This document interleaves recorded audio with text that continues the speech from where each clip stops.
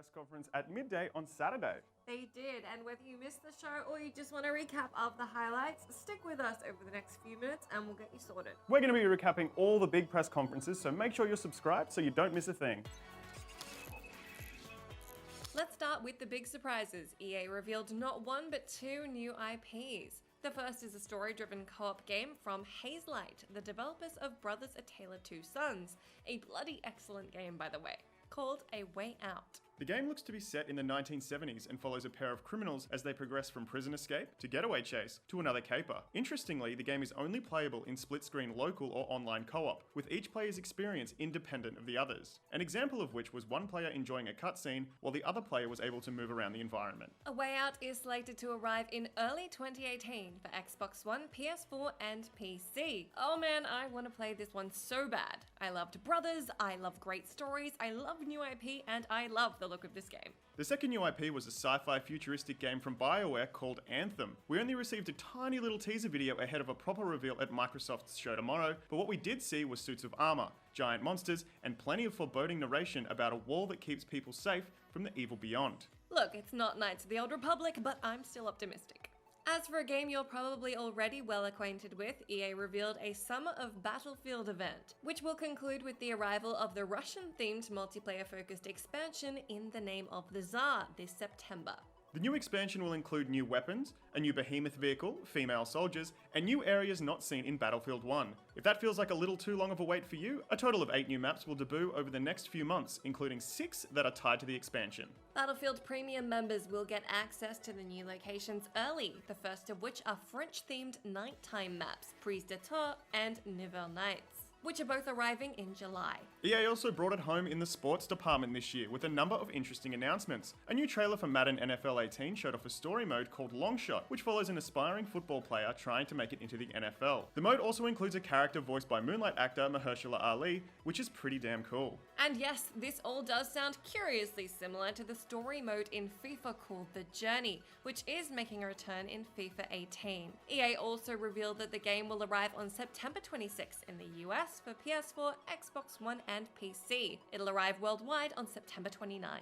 If basketball is more your game, EA revealed NBA Live 18 is on the way, and it's going to put emphasis on personalization. I also hope you're not sick of story modes, because NBA Live 18 will feature a somewhat RPG-esque mode called The One, where you play as your own custom character. Live 18 also brings back a 5v5 streetball mode, where you can team up with friends to take on others on real-life courts. The game is out this September. Need for Speed Payback also finally made an appearance with a meaty Fast and Furious-esque gameplay trailer, where the players shown catching up to a speeding truck and taking down house enforcers by smashing into them. It features plenty of thrills and fast cars. EA previously confirmed that you'll control 3 different characters, and it appears you'll switch between them pretty seamlessly. Payback is out on November 10 for PS4, Xbox One and PC. Star Wars Battlefront 2 was also shown off by way of a new cinematic trailer and a live 20v20 gameplay demo. And the most exciting part? All maps, heroes and DLC will be completely free. And they're promising 3 times the content of the first game, including more heroes,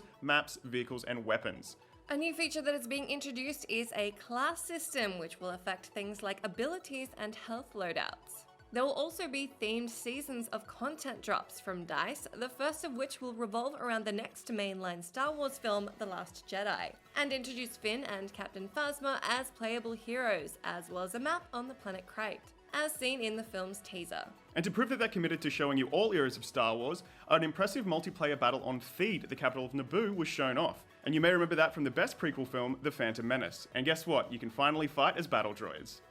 That's all the best stuff we saw at the EA press conference, but do remember that E3 is just getting kicked off. We're gonna have a roundup for every single press conference, so be sure you hit that subscribe button, grab our GameSpot Now app from iOS and Android, and we'll see you guys tomorrow afternoon for Microsoft. Bye!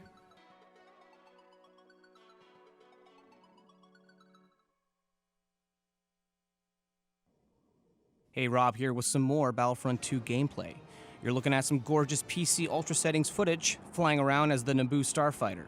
Worth noting, Battlefront 2 flight controls allow you to roll left and right, making for a far more enjoyable experience. If you want to see more gameplay like this, give us a like and sub. Thanks for watching.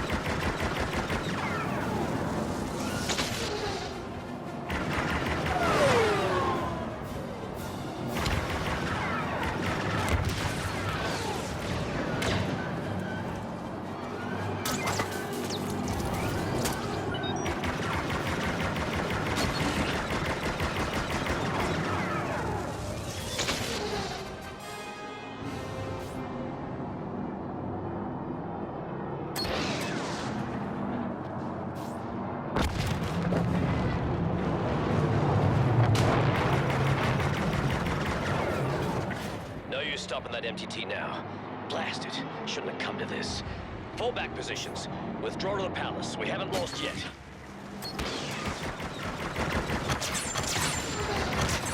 All right. We hold back those droids long enough, we can get reinforcements. I'm assigning coordinates. Guard your positions.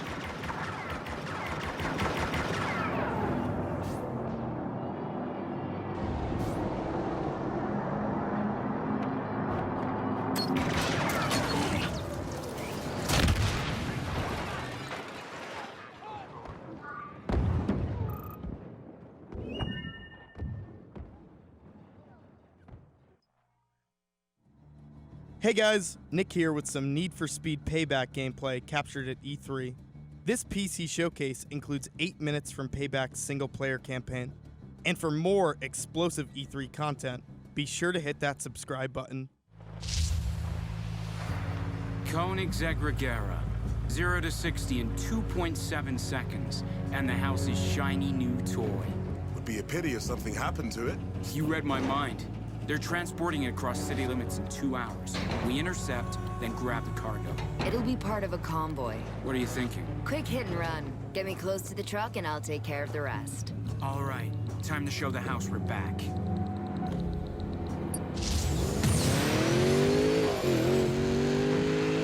Let's go grab ourselves a hypercar. Drone's online and I'm looking for the convoy. You guys better hurry to the rendezvous point. All right, Ty, remember. The house will have enforcers protecting the convoy. We'll have to get rid of them first. Get me on the truck before it reaches the Ember Valley Tunnel, and we're in business. The aerial surveillance will be blind inside the tunnel. Perfect time for a hit and run. Bulletproof plan. Worst case scenario, we improvise, right? That won't be necessary. Mac, how long have you known Jess? She always has a plan. Oh, and a plan C. And plan D. Oh, and plan E. You got that right. Pull up here. I see it. Truck's almost there. And they brought their muscle.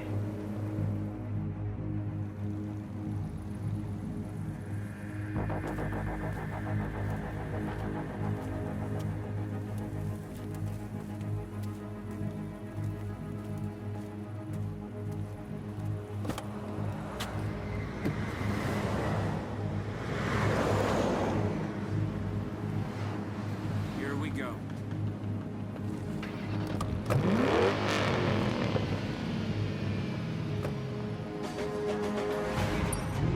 Get me close to that truck before it hits the tunnel.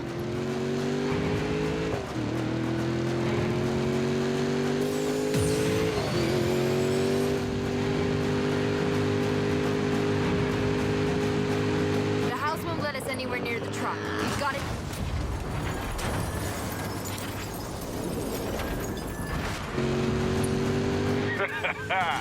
Nice hit, Ty. One down, one to go. That's what I'm talking about. Let's get that truck. Mac, anything else headed our way? You're in the clear.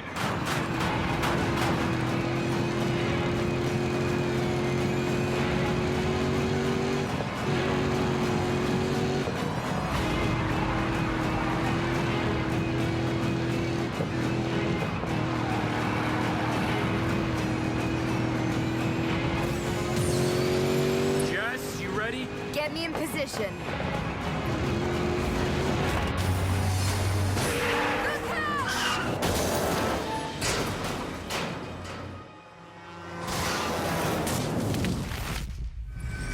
What's going on? I got brake checked hard. We'll get him. What the hell? This guy's out of his mind. There's something much bigger going on here. They wouldn't go this far for just a car. What's the play? New plan, forget the tunnel. We get him before he reaches the city. Are you guys seeing this? Seeing and feeling. Back up. They got back up. I see them. Take him out, Ty.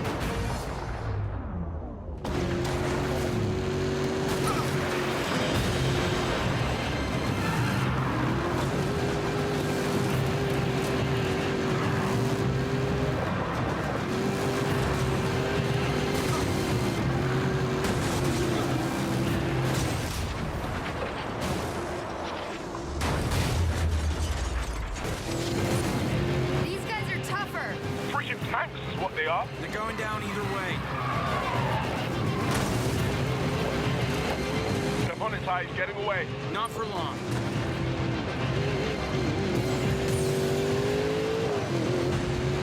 Guys, more house cars heading your way. We'll handle it.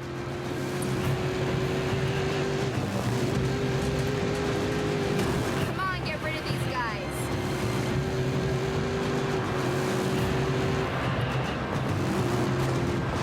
Guys, I'm hearing...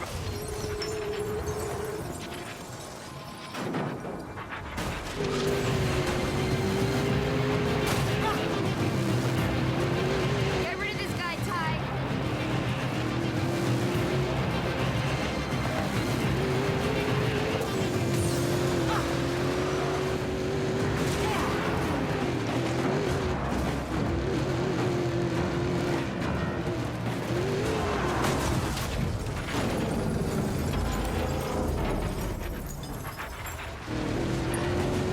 I think we lost the muscle. Mac? Yep, that truck's all yours.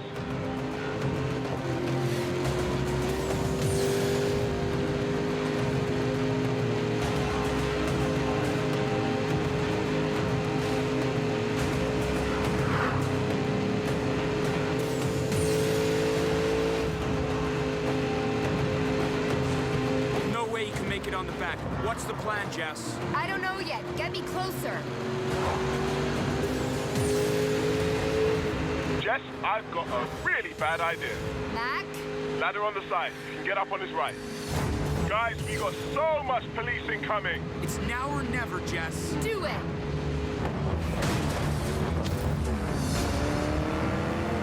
Keep it steady.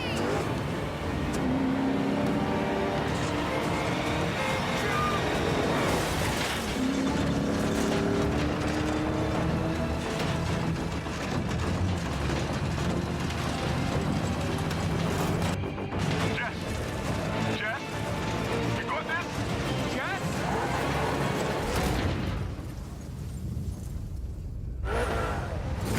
I got this. Woo! That's what I'm talking about. Good job, team. Let's take this baby home. Let's see what she can do.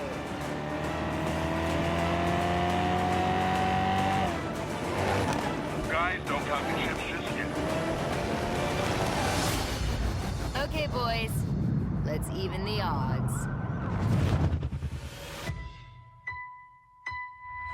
Hey, Matt. You built this all yourself? An artist can turn any scrap into a supercar. This crew right here, that's the future. We own these streets, Tyler, and the house always wins. Well, not tonight it didn't.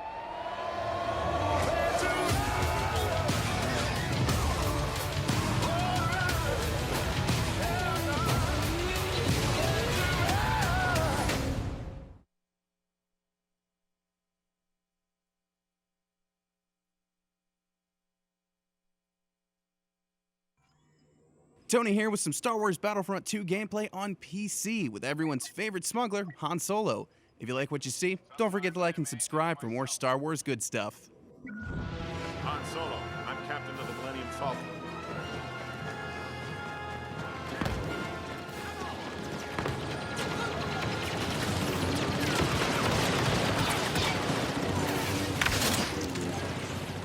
Should get their attention.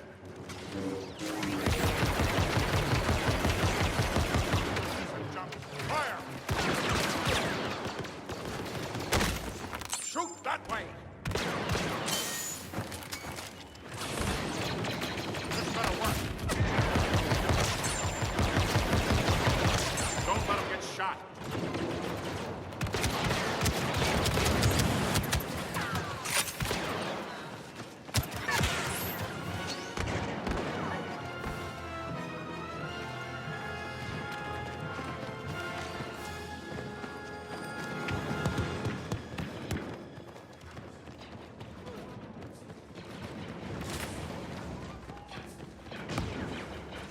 Better start running.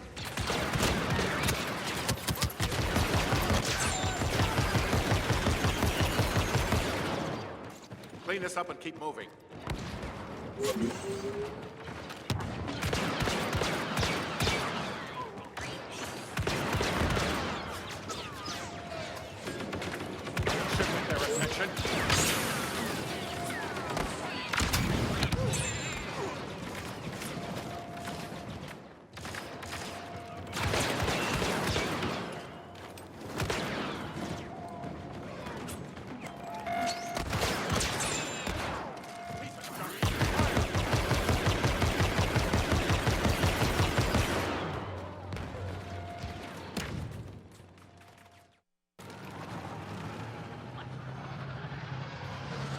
Hey, Rob here with some Star Wars Battlefront 2 gameplay captured on the PC.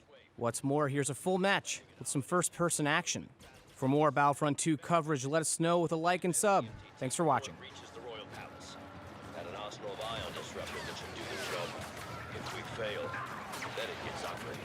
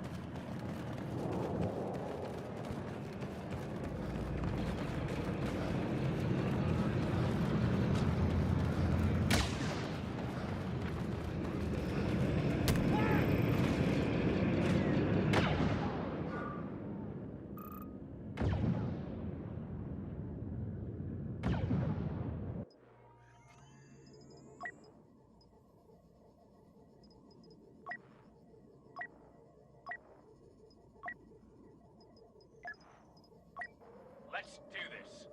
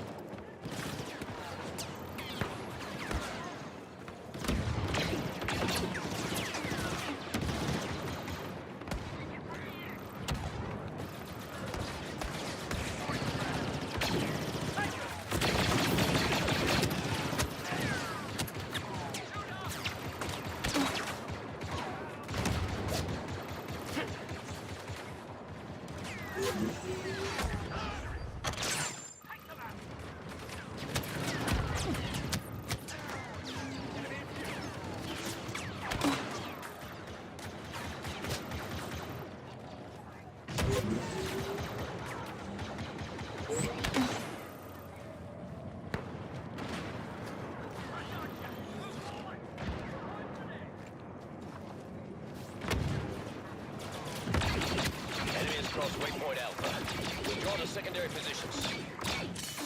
I'm a hold south.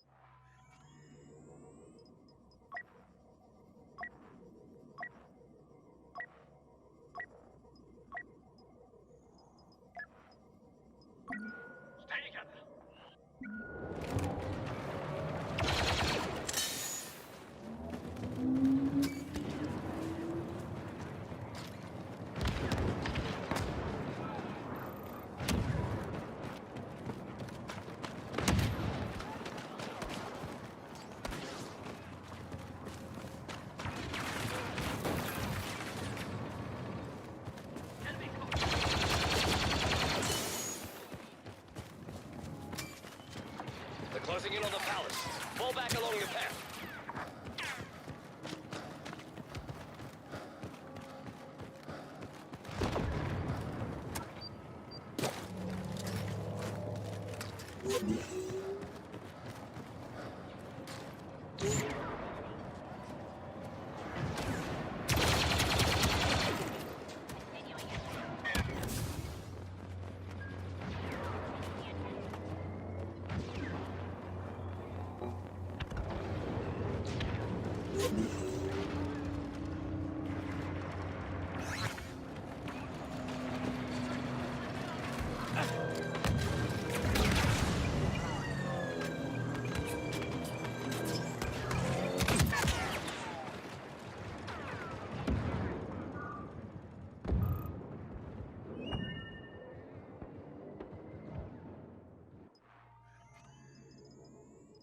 Blast the transport! Do it now!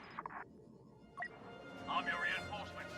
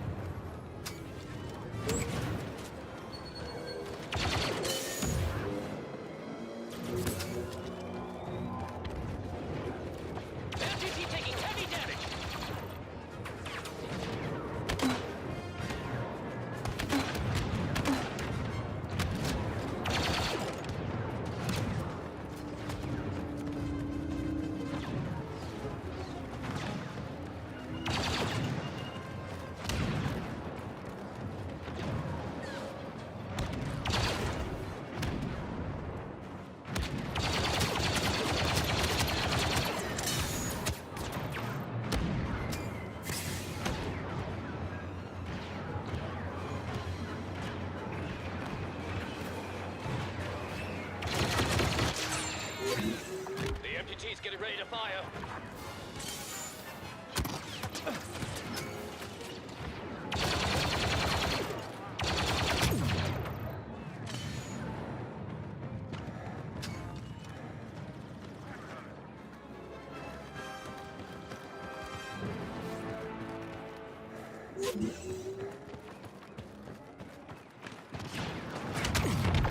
A champion has joined us.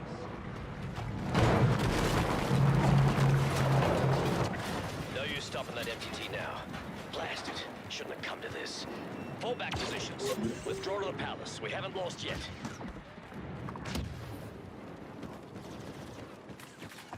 All right. We hold back those droids long enough, we can get reinforcements. I'm assigning coordinates. Guard your positions.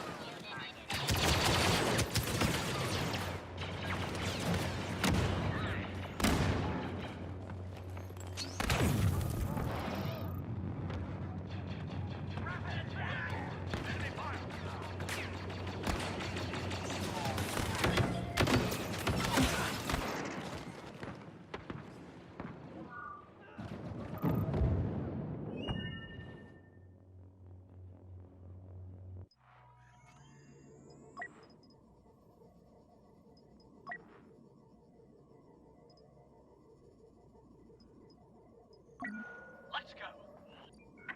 The siege will be over soon. Just stay alive to see it.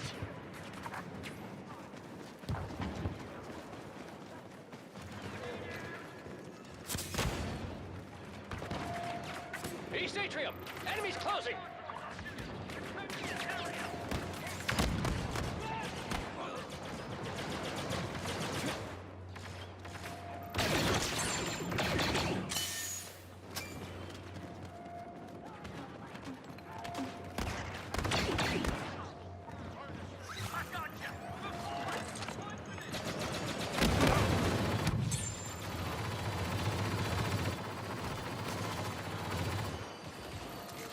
Imminent loss at the East Atrium.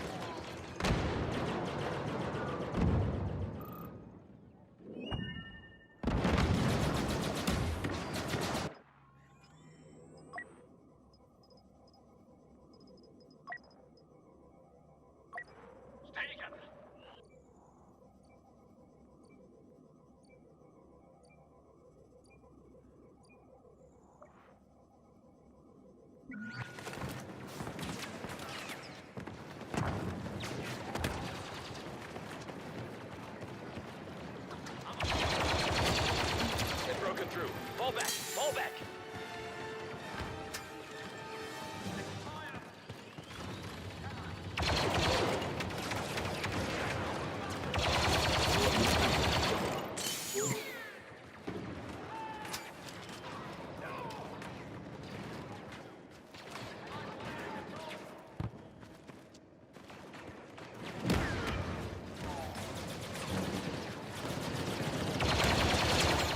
Nowhere left to run. We hold here or we die. Keep our checkpoint secure. Buy time. Fight with honor.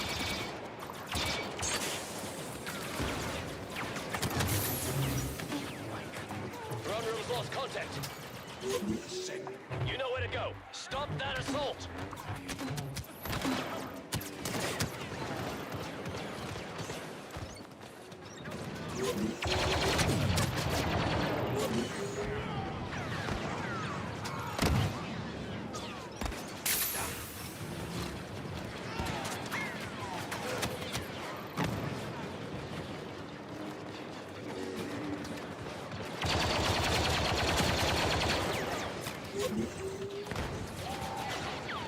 Intruders in the throne room!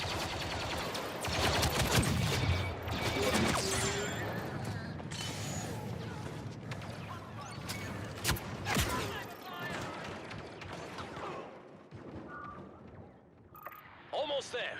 You don't have to beat them. Just hold them off.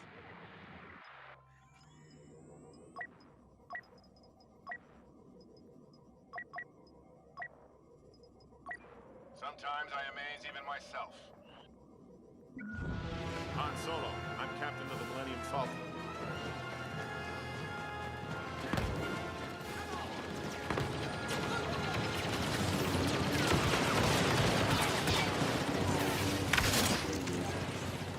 Should get their attention.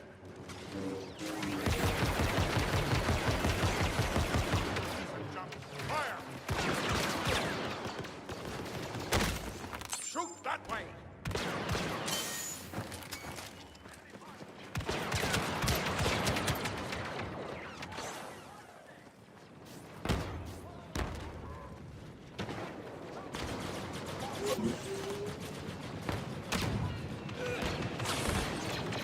This better work.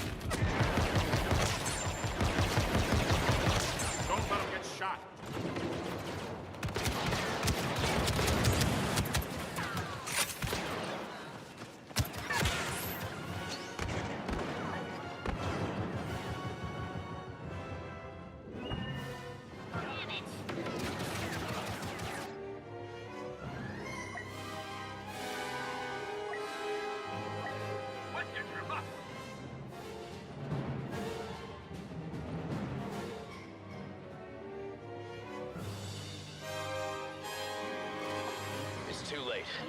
All squads evacuate the city.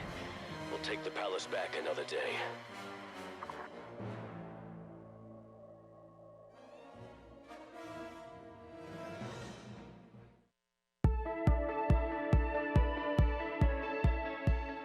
Microsoft's biggest gun going into E3 this year is Project Scorpio. The final specs for Microsoft's premium console were revealed earlier this year, but we still don't know the price and what the finished product will look like, among other things. Make sure to click that subscribe button so when we do find out more, you'll be the first to know.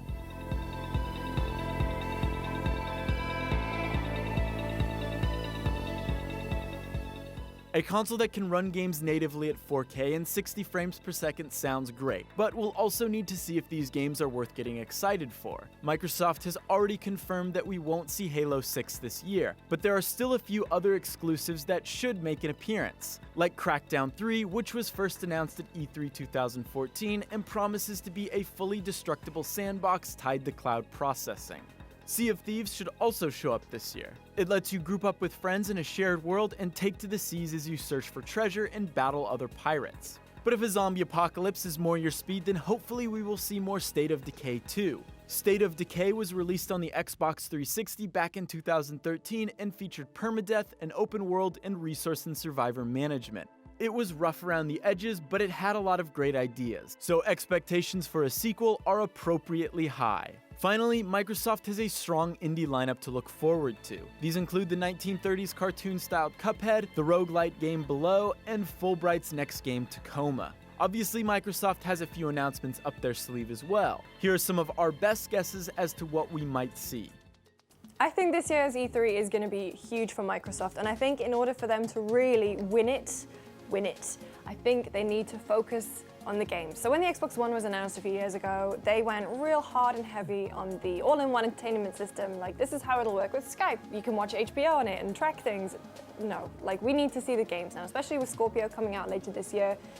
Xbox need to show us that they still have these incredible first-party studios. They need to show us that they have great deals with third-party devs and that their games are going to look great on the Scorpio. Microsoft has said that we won't be getting Halo 6 at E3, but they did mention having a little something to show related to the Halo franchise. We don't know what exactly that is, but Halo is such a big exclusive for Microsoft that it's exactly the shot in the arm they need to really get people excited about Xbox again. They have a really good strength in the Scorpio. It's going to be the most powerful console on the market when it hits. If they can show what it's capable of and a price tag that's attractive, that's going to be really good for them. But the problem they have is a lack of games, most notably exclusives. So they need to come out of the gate with games that are important to people, but not just for Scorpio owners, also for existing Xbox One owners. I still want to feel like there are Xbox One games coming out for me if I'm not willing to immediately jump to another Xbox console. And I think that a lot of people who are in a similar situation where they don't want to upfront invest in another Microsoft console, having not got their money's worth out of the previous one, will want more services, want more games, want more exclusives. So hopefully Microsoft is thinking broadly for all of its Microsoft and Xbox fans instead of just the people who are potential Xbox Scorpio or Project Scorpio buyers. What I think Microsoft need to do if they want to win this year's E3 is just play up Project Scorpio 100%. Their winning formula this year is the fact that they have the most powerful console on the market, and that's going to be a really big deal for people who want their games running at the best possible fidelity. It's going to be a huge thing if Microsoft decide to get into VR later, so I think that's the kind of thing they need to focus on. Now, I don't know if this is the thing that would make Microsoft win E3, but I would love to see a virtual reality something from Microsoft at E3. Now, Sony already has the PlayStation VR. Nintendo's kind of played with augmented reality on smartphones. Microsoft, with Project Scorpio and this more powerful system, could potentially introduce some kind of virtual reality support. And I think it would be really exciting to be at E3 and have them announce either Oculus or HTC Vive support for Project Scorpio. And that's what we want to see. Let us know if we missed anything in the comments below, and if you want to stay up to date on the go, check out GameSpot now on iOS or Android. It's the fastest way to see the top 10 stories of the day. Thanks for watching.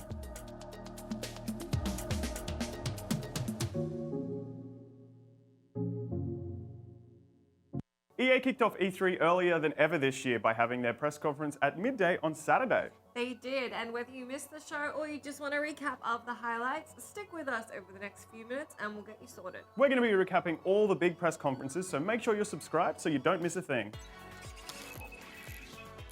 Let's start with the big surprises. EA revealed not one but two new IPs. The first is a story-driven co-op game from Hazelight, the developers of Brothers: A Tale of Two Sons, a bloody excellent game by the way, called A Way Out. The game looks to be set in the 1970s and follows a pair of criminals as they progress from prison escape to getaway chase to another caper. Interestingly, the game is only playable in split-screen local or online co-op, with each player's experience independent of the others. An example of which was one player enjoying a cutscene while the other player was able to move around the environment. A Way Out is slated to arrive in early 2018 for Xbox One, PS4 and PC. Oh man, I want to play this one so bad. I loved Brothers, I love great stories, I love new IP, and I love the look of this game. The second new IP was a sci-fi futuristic game from BioWare called Anthem. We only received a tiny little teaser video ahead of a proper reveal at Microsoft's show tomorrow, but what we did see was suits of armor, giant monsters, and plenty of foreboding narration about a wall that keeps people safe from the evil beyond. Look, it's not Knights of the Old Republic, but I'm still optimistic. As for a game you're probably already well acquainted with, EA revealed a Summer of Battlefield event, which will conclude with the arrival of the Russian-themed multiplayer-focused expansion In the Name of the Tsar this September.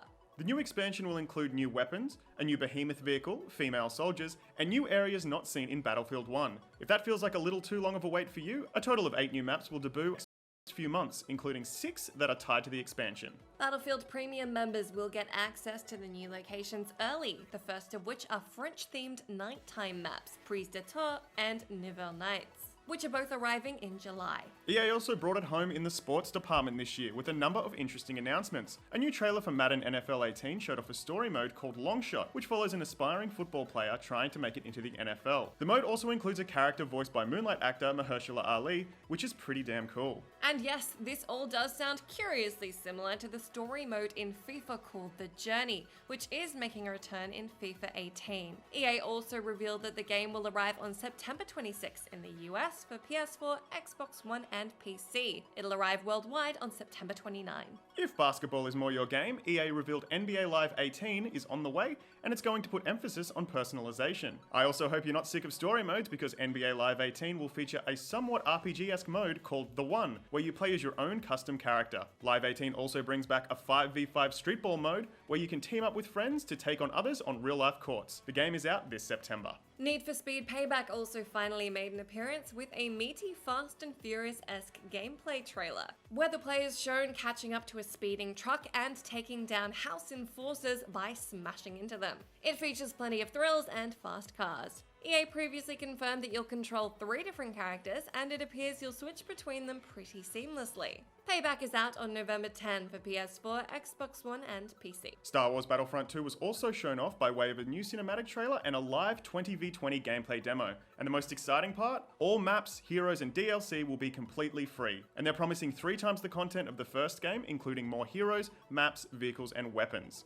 A new feature that is being introduced is a class system, which will affect things like abilities and health loadouts. There will also be themed seasons of content drops from DICE, the first of which will revolve around the next mainline Star Wars film, The Last Jedi, and introduce Finn and Captain Phasma as playable heroes, as well as a map on the planet Crate, as seen in the film's teaser.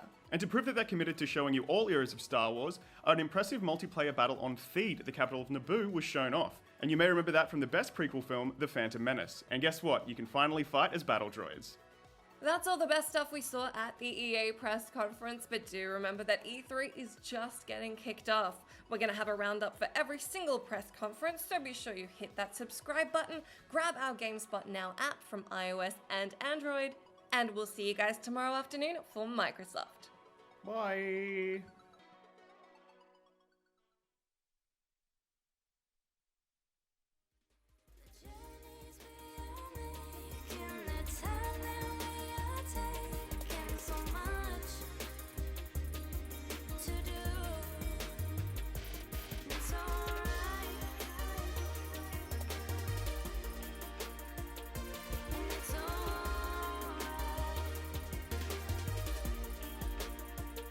Well, it's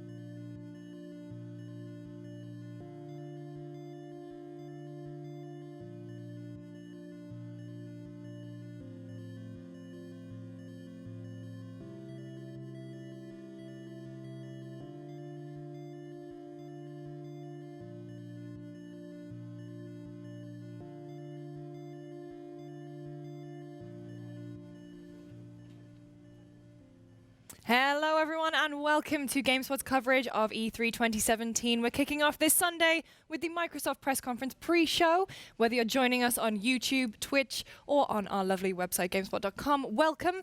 We're here to discuss all the big things that Microsoft are going to be bringing to their press conference. Joining me, Lucy James, is... Peter Brown. Peter Brown. Mike Mahardy. And Tamor Hussain. Guys, so we're going to get our big first look at Scorpio today. Finally, what do you think is going to be like the big, huge selling point of the console? What do you think Microsoft have to bring to their press conference to really get people excited about it? Tam. Well, they've said it already. It's 4K, native 4K. That's what distinguishes them from the PS4 Pro. Obviously, that's kind of taking a shortcut to 4K. So Microsoft's big deal is going to be, hey guys, we've got the most powerful console there is right now. And we've already seen people tweeting pictures from the actual conference. You mean those T-shirts? Yeah, those awkward AF T-shirts. I really want one. But I want one real bad. I want to be able to tell everyone I witnessed the birth of power or whatever it was. I don't think that was it. But something as bad. But yeah, that's what I think the main draw is going to be. What's going to be interesting is to see what they back it up with in terms of games. So far, we haven't heard much about first party, but we've already seen some references from other publishers to third-party games that could be appearing there. So that's going to be the big surprise for me, I reckon. Should we discuss, there's obviously going to be a big first-party presence, but I don't think there's going to be much Halo, which is very strange because it seems to be, well, for the longest time at least, it was Microsoft's flagship franchise, and it just seems like they may be here as if like a courtesy to say, hey, Halo's coming. Pete, what do you think is going to be the big game to take center stage? That's really tough to say. I mean, probably Anthem. I know Mike has been amped for that. And the more I think about it, I think that's probably the biggest thing they have to show. Obviously, Assassin's Creed is going to be pretty important to the audience as well. But it's the first-party stuff that's not here that has me a little bit worried. But, I think kind of what Tamor was saying, double down on just the most powerful hardware. And that's probably all they need to do to just at least make their message clear right now. The worry with that is they're doubling down and saying, basically what they're going to say is this is the best place to play your third-party games. Right. And I don't know if this, in the mid-cycle, that's enough to get people to cough up another $500 rumored to be to kind of, get the best experience, because it's not like Sony's going to come out and say like, oh yeah, well, ours is rubbish now. Sony's still going to be like, yeah, we've got PS4 Pro, so I don't know if it's going to work for them. I think that's the strategy they will use.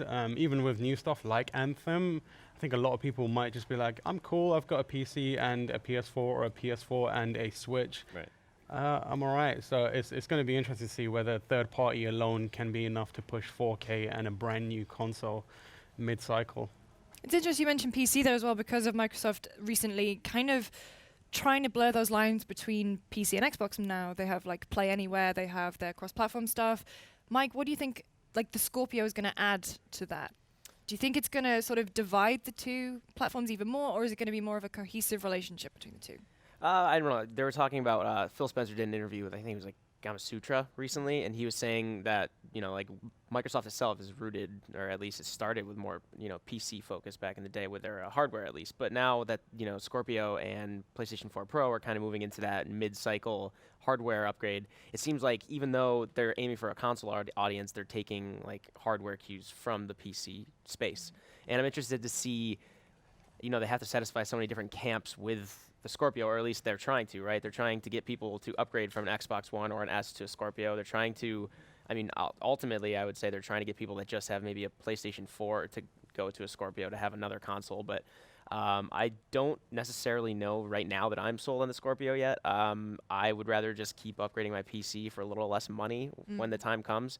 So yeah, like Tamor and Pete said, I think it's up to the games. And right now, I don't think that like Far Cry 5 and Assassin's Creed Origins and these third-party titles, like the idea of playing those on the Scorpio and being better than anywhere else is enough to get me excited. I want to see like Crackdown 3 be really good looking. I want to see, like some sort of new IP come out. I don't know, like maybe if Anthem looks good enough, although Anthem I'm sure I could play on my PS4 and PC as well. So I don't know. I'm not completely sold on it yet, but we'll see. I don't know. I mean, I'm cautiously optimistic. I'm excited to see what Microsoft have learned, because it seemed like for the longest time they were sort of on the back foot this generation, playing catch up in a lot of ways to PlayStation. Let's talk a little bit about the games that we know are going to be here today. So obviously Crackdown is going to have a huge presence. The game was first revealed when, 2014? Years ago. 3 or 4 years ago, yeah. What do we think we're going to get today? I think we'll get if they're going to show off I don't know how invested they are in cloud computing right now. It seems like it'd be kind of a split thing. If they have Azure, right? Yeah, as in like how much do they want to talk about it at the same time as pushing this brand new console? Right, you don't want to push this super powerful box, but say, but all the really powerful all the stuff cool is stuff handled is on the happening server. on a server. You So don't that- really need this box. Yeah, to make exactly. this Like game you could better. do this on anything because it's all in the cloud. So I don't know if that how much of they'll emphasize that element of it. I think Crackdown will have a good presence, and I think it's a good game to show off a powerful console and the power of cloud computing. We saw it at Gamescom and before that, and some of the stuff we were seeing in the early demos of it was pretty incredible. We're seeing massive buildings kind of like just realistically collide into each other, so I'm excited to see it. I think it'll have a big presence, but I think they'll try and keep it simple this time, whereas they really harped on about the cloud computing in previous years. I think they'll just be like, hey, it runs on Xbox, coming out on X day. I think that's it for Crackdown. I don't know, I think especially because of they're going to be emphasizing how the cloud... Because I think the cloud stuff only works in single player, right? Yeah, I think that was what No, it was multiplayer. As well, but not maybe not to the same extent, I think. No, because it all took place on the same server. So I was under the impression that that's why it was multiplayer only, and the single player was the stuff that was processed locally. Right. But anyway, I mean, it's like, if you're going to be emphasizing how much the cloud brings to this, like, why did we have to get it on Scorpio, though? Yeah. I mean, it's like, you can presume, I mean, that's kind of like the benefit of it, right? And it's kind of part of their strategy with Scorpio. They want to present this console that is a step up from the last Xbox, but not kind of alienate the other audiences. And I think Microsoft is doing a pretty good job of trying to create this kind of broader landscape for Xbox. Scorpio is going to fit into that nicely, I reckon, because, the developers are able to, they're being encouraged to create PC games now, and they don't have to put in too much more effort to work on Xbox Scorpio, whatever it may be called, and Xbox One. So I think for a lot of people, even if it's not specifically saying, oh, you need to have this on Xbox One, I think it works in their favor to have that kind of element of, hey, you can play this anywhere you want. And I think they'll really use that as the PR line to be like, yeah, but we're giving you options. Instead of being like, you have to play this here, they'll be like, you can play this on PC, you can play it on Xbox One, you can play it on this, you can play it on that. So I think that's how they'll spin that element of it, I reckon. Yeah. Another game that we know is going to have a big presence is Sea of Thieves. Yeah, quaint little game. It's cool. It seems like a very big departure from like the sort of hardcore heavy audience that they usually 100% push for. Yeah. So we've seen another game that's been sort of talked about for a couple of years now, right? Yeah. That's like 2 years ago. Yeah. I'm still waiting to see the element of that game that really grabs me. You can get drunk and fall off a boat. I can do that in real life tomorrow. It's true. It's And I true. have. The idea of the game seems fun. I remember I played it. I think Nick Margarita here at GameSpot played the alpha recently, where you can actually find treasure, and apparently you team up with other people to like combine your maps and find, like X marks the spot kind of thing in this world. But last year when I played, it was just the team deathmatch where you each take up a part on the ship to fight the other ships. And I know that plays into actually being a pirate. When you come across people and they might have gold on their ship, you could sink it or at least like scuttle it and then climb aboard, get their treasure. That all sounds cool, and it seems kind of at odds with what I always see in this game, like these cartoonish graphics, but not that that's a bad thing, but I just still don't have a good sense of how the overall structure of the game will work, like the overworld itself, or traveling from point to point and deciding when to do these things or how to do these things. Well, like how many people are going to be on the sea as well? Do Yeah. you want it to be a really populated game, or would that make it just not the right promise of coming across that ship in a rare moment and getting a lot of treasure from it? Yeah, I'm interested to see it because I feel like Rare, as a studio, it's kind of like lost a lot of its identity, and you've had other kind of indie games come up and start eating its lunch with stuff like Ukulele and that kind of stuff. So they got given a hard... Yeah, and I really kind of want to see a kind of underdog comeback story from that studio because, I've got a lot of nostalgia and love for it. So there's quirky elements of this game, but it's not outwardly trying as hard as it, like stuff like Banjo and that kind of stuff back in the day. So I want to see more personality in it, and hopefully kind of we get to see a little more of that in the demos that they show off across E3. No, I'm excited to see more of Sea of Thieves, actually. Because it does look like it has more of a sense of humor than maybe the other games they would be leading with. Yeah, and it's kind of like seems well timed because we have loads of these games where, like Mike says, what's the structure of it? A lot of games these days the kind of the most popular games don't have much of a structure. They just have a framework to let you have fun in. Like for example, Battlegrounds is the most popular game on PC right now. Zelda even did Yeah, that Zelda too. as well. It just kind of drops you in there and lets you make your own fun. And I guess this might be what that is as well. And if they keep it simple and let it do that, it's got a good chance of hitting the kind of zeitgeist and doing really well. Maybe it's just a problem of how they've pitched the game so far. They haven't found a really good way to communicate what it is that makes this click, right? That makes all these things come together. Yeah, I mean, I see stuff like this. What is Ghost Boat? How does Yeah, sort of like Pirates of the Caribbean. Dutchman stuff? I don't know. Right, Like, there's definitely potential here. I don't know if it's like maybe it's a marketing problem and a kind of visibility problem, but I don't know much about it yet. Despite the fact that I played it for like 4 hours total. Yeah, there's definitely like a lack of clarity to what it is and what you're supposed to do. Yeah. But maybe it's one of those games that like it doesn't click until you play it. Like Battlegrounds, like if you pitch that to me, it's like it's yeah, it's kind of boring. Sounds boring. Yeah, it sounds boring, but when you play it, it's like the most intense thing. Yeah. So I kind of hope to see if these will be along the same lines. We know that Rod Ferguson is about in town. He's been tweeting that he's around LA. Are you thinking there's going to be a Gears of War announcement? I hope so. Like DLC maybe? I hope it's DLC. If it's esports, I will literally cry. Yeah. Well, they had that big esports thing last week before. Like $1 million prize pot in a I mean, Vegas. they're due for some DLC, but something in me just says he's going to pop up and be like, we've got new competitive leagues, and everyone's just going to collectively yawn at their screens. That's not what we're looking for. No, that's not what I'm looking for at all. Hopefully DLC. Gears 4 was surprisingly good. Like, I didn't expect to love it, but I came away not loving it, but I thought they kind of justified coming back, so I'd like to see more of it.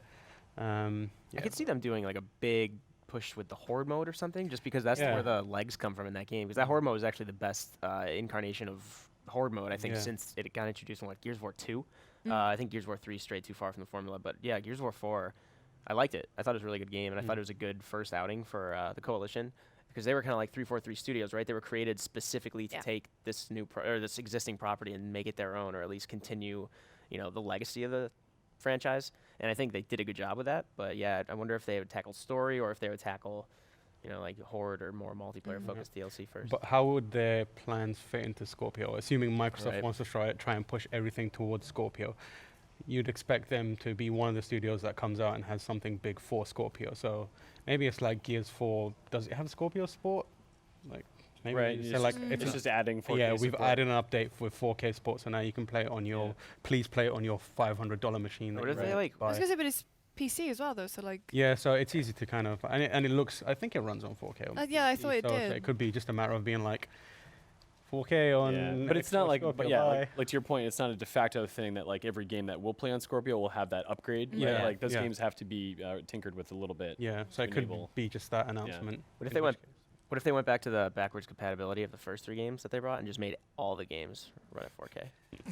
I mean, the that whole would be- franchise. I mean, that wouldn't surprise me. Yeah, I mean, they it made a wouldn't huge surprise push me, to bring 1 through 3 back when they brought out the collection thing. What was the remastered edition of the first game called? Ultimate Edition. Ultimate. When they brought that back, they're like, oh, if you buy this, we also for free are giving you 1 through 3 on Xbox One backwards compat. And then they're like, I don't know, I wouldn't be surprised to see them try to make a push for like, we might not have Gears of War 5 coming anytime soon, but here's like one of this company's flagship franchises on our new console. I don't know. And Gears of War Judgment was there too. Yeah. Hey, wait. I like Gears of War Judgment. I kind of like it. Yeah. Oh, don't do this to me.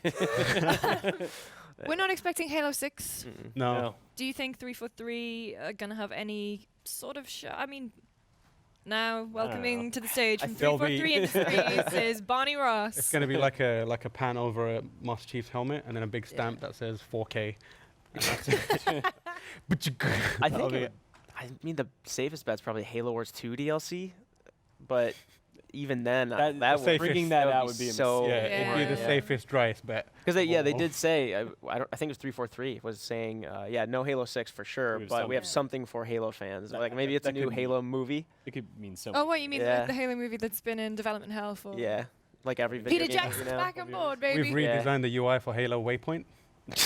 Remember Halo Waypoint, by the way? Yeah.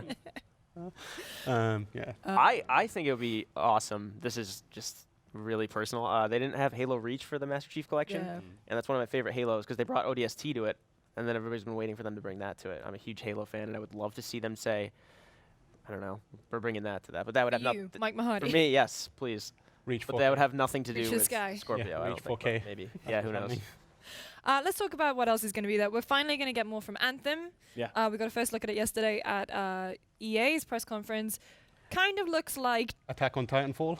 Destiny.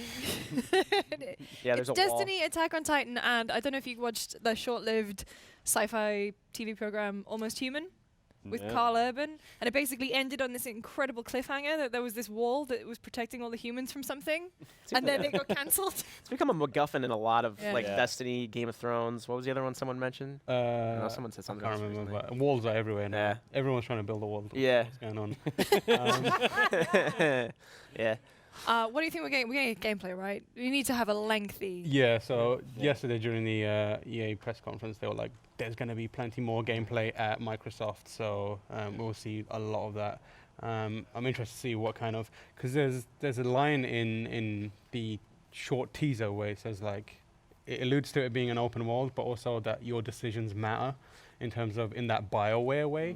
So I'm trying to figure out how like a Mass Effect can be overlaid on top of a Destiny and what kind of it becomes. It could be cool to have that open world and kind of like everyone's contributing and their decisions are actively changing the world around them and that kind of stuff. I mean, what would be interesting is like, did you when they revealed Shadow Realms? Yes. I mean, that had the very similar kind of presence. They were like, it's gonna have a single player bit that you can do all the BioWare relationship and decision making stuff, but then it's going to have this multiplayer component. I'd be interested to see if some of the ideas from Shadow Realm You can make it in there. made it into Anthem. I wouldn't be surprised. It would be smart to not throw all that stuff away, especially. It sounded quite interesting. It was fun. I played a bit. I remember at Gamescom or something, and it was fun. It was a bit bare bones back then, but the idea was cool. I'm excited to see. Hopefully they show a substantial. I think BioWare, EA's in the business of raising BioWare's profile again now after Andromeda. There's a lot of like Damage negative buzz around BioWare now. I think they want to just come going to out. focus on facial animation. Yeah, they're going to be They like, all check are. this lady's mouth out. Look at it move. You can see all the teeth. And look at her eyes. She's Look at how definitely not cross-eyed. full of life her eyes are. You could see some love in those eyes. Yeah. I would be the only thing that we're talking about Anthem and it just reminds me of like If you when break into Good Charlotte again, I'm gonna kick you oh off yeah, the sorry. stage. That was about an hour ago when I was a loopy. No, I'm just imagining something that incorporates like the co-op introduced, because like presumably if it's going to be anything in the Destiny division space, it'll have some sort of co-op. And the only instance of that we've seen so far is Mass Effect 3 and Andromeda's multiplayer. Yeah. The more like wave-focused defensive kind of modes. I wonder if they would incorporate any of that kind of combat into the maybe like strike missions, so to speak, in this game, if they had something like that, or raids and whatnot. So I'm curious to see how the gameplay will work, because I don't think of fast-paced action when I think of BioWare at all. I know they can do it, like Mass Effect 2 and 3 kind of introduce more shooter elements to their formula, but I'm interested to see how they do it with whatever Anthem is. Yeah. I'm excited to see what Anthem is. I'm a BioWare. I love BioWare, and for me, Andromeda was a bit of a misstep, so I'm kind of looking forward to seeing what they are going to put out there to make people excited about that studio again. It's also the veteran studio this time. It's the not the new Montreal the studio. A-team. Yeah. Back at it again. Yeah. Yeah. Team Goose stepping up to the Team plate. Yep. Team Goose. We should also be seeing some State of Decay 2, hopefully. Yeah. It's been a Yeah, zombies. while. Yay. Yeah. No. That game is not about the zombies. Did the camera capture my eye roll there? Because I can do it slower if you want. Oh my god.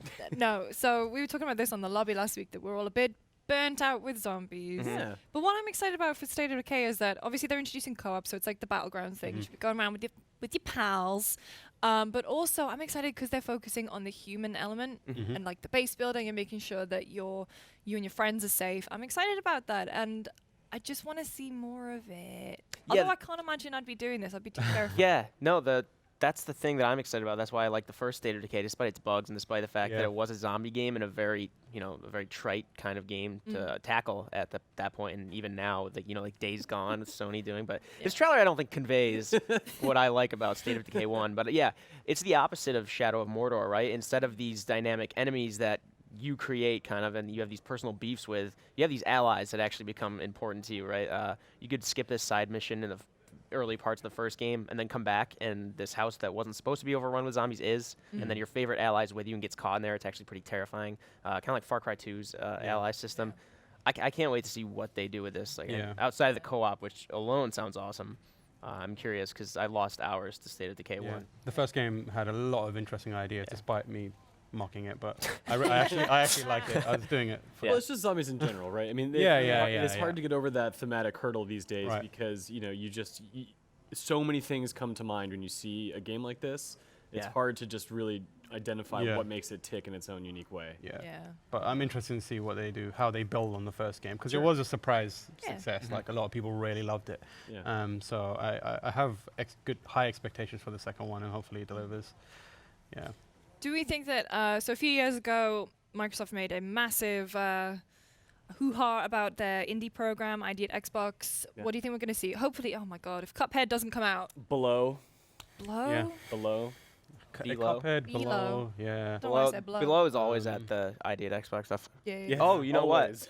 Tacoma. Because it's never come out. Oh, They have a show in Tacoma. I believe they're affiliated with ID at Xbox. Yeah, and there's been rumors of the Ori team doing something new. The Moon. Oh my god. I would, if they did a sequel to Ori, I would love it. Because that game really, I just thought, oh great, it's another platformer. And it is beautiful. But it was a beautiful game, and it played really nicely. It had great levels of complexity, and it broke my heart within the first 10 minutes. So I really enjoyed Ori. It was like one of my favorite games of 2015. Yeah. That team has been if they very did a sequel, I'd quiet. be super on board. They've been very quiet since the first Ori. And they did a definitive edition as well, which is. And that game was a massive success. Yeah.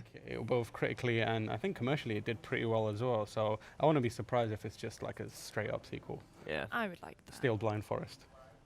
Ori and the Steel Blind Forest. What else do we think third party? So it's interesting the last few years, the way that Sony and Microsoft have sort of been stealing their third party stuff from each other, like Call of Duty has gone. Assassin's Creed in particular seems to be a fair weather friend, depending whose stage it wants to come out on. Who do you think we're going to see this year? My guess is Bethesda. Yeah, I mean, after the whole Fallout stuff, I think Quake is a good shout. Yeah, potentially. Yeah, I guess so. Yeah, I would agree. I think like I can't think of very many. EA is a safe bet. I think Bethesda's probably the best bet. That's the only one that immediately comes to mind, as in these guys are going to show up and show something. And you know what? They're a publisher who is like a safe bet. Yeah. Almost any game that they publish these days does really well. So I feel like Microsoft would do well to just sort of say, hey, whatever you want us to work with us on, we'll... Yeah. And also, if Quake Champions is they're pushing that this year at E3, they want to show people that it's going to be the big fluid combat, and I guess Scorpio, in terms of console, is the best way to show that, right? In 4K. In 4K. And also there was the multiple Bethesda leaks recently. Oh, yeah. Leakend. During the leaking. The leaking. But they had the Wolfenstein leak. Wolfenstein in 4K, and then various The Evil Within 2 images showed up on Reddit recently. Now in 4K. If a game came out in 2014, it's getting a sequel this year. That's the trend. Yeah. But I mean, I guess like Bethesda even preempted their own leaks by putting that thing at their press conference either last year or the year before. Exactly. So they're getting ahead of the curve. I'm not sure what other third parties can show up. Like, know what Square Enix is up to. It's not like Destiny's gonna. They have a thing with Sony going. Capcom don't have anything major. That's pretty much it. So it's like Bethesda's the one to bet on right now. I don't know as well. If you read the unfortunately timed leak, Game Informer, there was a lot of stuff about Scorpio for Assassin's Creed.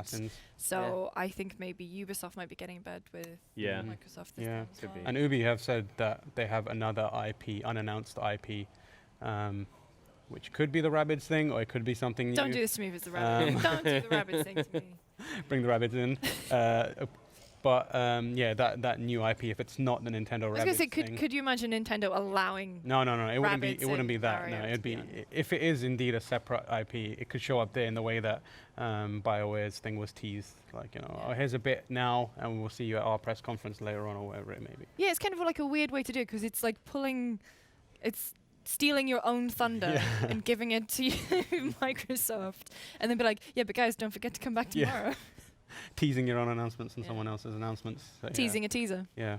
What about Fractured Butthole? I was going to say that or Shot in the Dark, Cyberpunk. Cyberpunk's interesting because of the way it's come up in the news again recently. Yeah. I mean, you got a feel for the guys at CD Projekt having to say like, oh, a bunch of our stuff's been stolen. Yeah, the blackmail stuff. Yeah, and they're like, crazy. we're just not going to do it. But it would have been interesting to see it, but Yeah, they've said multiple times that they're still quite far from being able to show it. Yeah. So I'd be very, very surprised. I mean, then again, Microsoft, after the success of Witcher, if anyone's going to roll up and be like, here's a massive vault of money, give us 10 seconds. Yeah, I mean, we've gotten like a little clip, a cutscene pre-rendered thing already. Yeah, before. So maybe, another one just around the themes. Yeah, exactly. Doable. Yeah. That could be a thing that would be a surprise, but I don't. I don't think it. I don't think it's a safe bet. No. Fractured Butthole maybe, because that's where they put Stick of Truth. I remember Matt and Trey coming out that year. It's like 2012. Yeah. They could come out and show off their fractured buttholes. Yeah. I just want to say Fractured Buttholes as many times as physically possible on this. I'm actually really excited for the fractured butthole. It's more the tactical combat of that. Oh, You were it was me you were aiming for the whole time. I knew I it. was whispering in your ear. I know you were. You were like doing Morse code on my leg. I'm actually excited for that game. I didn't play much of the first one. I played it for the first time like last year, and now that I see more of Fractured Butthole, it's the actual like the tactical combat. I can't have a serious conversation. I'm being serious. I'm excited for that game.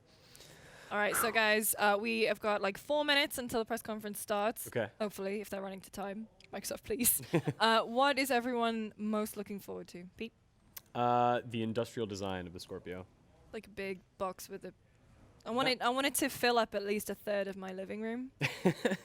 I'm really curious, like, just what this thing's gonna look like. Yeah. If Microsoft's gonna go subtle, or if they're gonna go crazy and make it look ostentatious. We had a chat about the little screen on the front. You were saying that you wanted them to keep it, I really right? want them to keep that. I said, I think they should, and they should just have like your download status on there. Yeah, you could put Just so many like- things. It just plays into that idea of like this is a very hardcore console. Yeah. Where, like, look, you even have a display for like the frame rate and all that shit. Like, yeah. My favorite thing about that is that Timur's vape has that screen. That's true. Yeah, but like Preempted. stuff like that could be kind of just neat. Yeah. From like a nerdy perspective, I guess. Yeah, I agree. What do I mean by that? Nerdy word. Neat. I want to see Anthem. I'm really excited to see more of Anthem. I love BioWare. Kind of down on them after Andromeda. Our WhatsApp conversation when we finished with Andromeda was I was just like, upsetting. this is bad. I'm upset. Yeah. But it's the A team. They've still absolutely got it within them to put out banging games. So I'm looking forward to seeing more of that game. And I think it's going to be quite different from what we've seen from BioWare previously. A departure from the overly RPG nature of their games. They've been slowly stepping away and moving into action genres. So I'm interested in seeing what this team has done with that kind of like progression and how far they've taken it. It could be just something completely different that we've never seen from them before. And that's exciting for me. Mike, what about you? Yeah, I'm really curious about Anthem as well, but I'm also just kind of hoping they show something completely new. Yeah. Or at least something that's off the radar. I am curious what the Halo thing might be. I'm sure it won't be too substantial if I was a betting person. But I'm curious about Anthem just to see what BioWare does. I'm curious kind of maybe they can finally sell me on Sea of Thieves or Crackdown 3. Yeah. I'm interested to see how much the cloud computing comes into play in other titles as well. It seems like it's just being there to push up Crackdown a bit. Yeah. But I'm also excited to see if HoloLens makes an appearance. Yeah. I don't know if Absolutely it will. not. No, but I thought the when they revealed it with that Minecraft thing a couple years ago was so impressive, and I just like. So the problem, I don't know. But then I don't know if they want to split their audience that way. They're going to make the show all about. It's going to be confusing. Yeah. I hope that also there's just a little gravestone in the background that just says Scalebound on it the entire time. No. Or someone just goes, "We're Scalebound." Yeah. Is there going to be anything from Japan at this show? Yeah, that's. I mean, because that was last year or the year Recore before, 2. right? And it was. Oh. Right. I mean, they did have a thing. I think they had Iga behind the Castlevania like game that he's making. Bloodstained? Yeah, Bloodstained. Thank you. Couldn't think of that for the life of me. That was on Microsoft's booth last year, so maybe we'll see more of that. That game is sort of rolling along. Yeah. Release date for Cuphead. Oh, Cuphead, yeah. And just I want a release date for that. Yeah, so bad. I'm just curious about the price of Scorpio in general. We saw like leaks, unconfirmed leaks earlier today, so we don't really know There's a for whole sure. New narrative around it now. Like the going price in the public consciousness is what, 500 now, but who knows if that's actually going to be it when they announce it. Well, we have like 30 seconds until we find out. So don't forget to come back right here. Stay on this stream, actually, because we're going to be here discussing, breaking down Microsoft's press conference, talking all about Scorpio, and hopefully the new reveals that will be there. Talking about butts with Mike. We're going to be talking about bots. Brilliant. Damn right. All right. Well, let's go.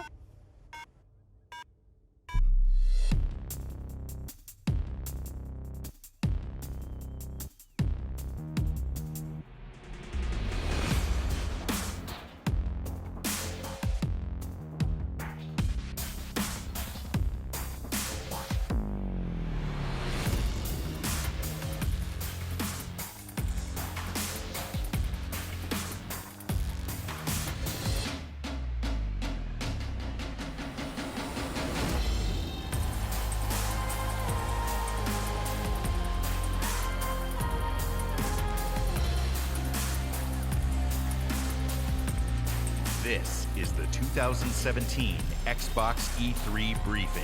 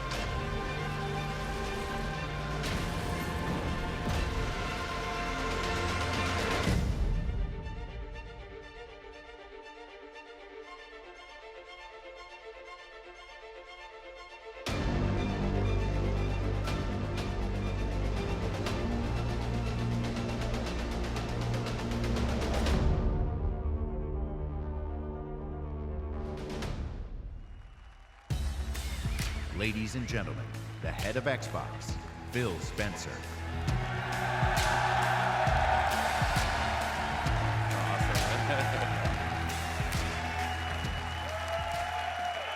Hey, no, stop.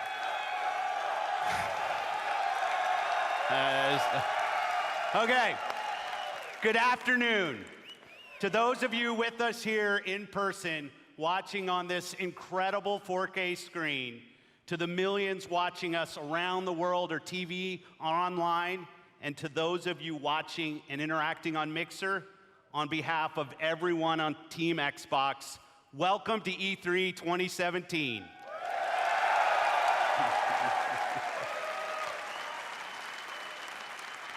When the renegade group of gamers, creators, and engineers came together to form the original Xbox team and deliver the first Xbox console, we were driven by three principles: empower developers, delight gamers, and deliver true hardware and technical innovation.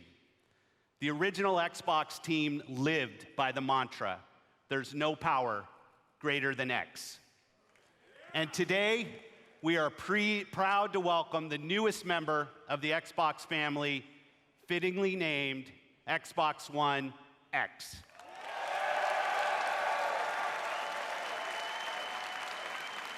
Xbox One X, the most powerful console ever made, sets a new quality standard for gamers and game creators. Starting on November 7th, Xbox One X joins the Xbox One and the Xbox One S when it launches worldwide.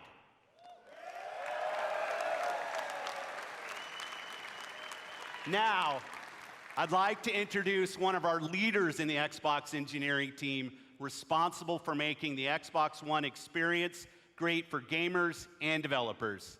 Please welcome my friend, Kareem Chowdhury, to tell you more.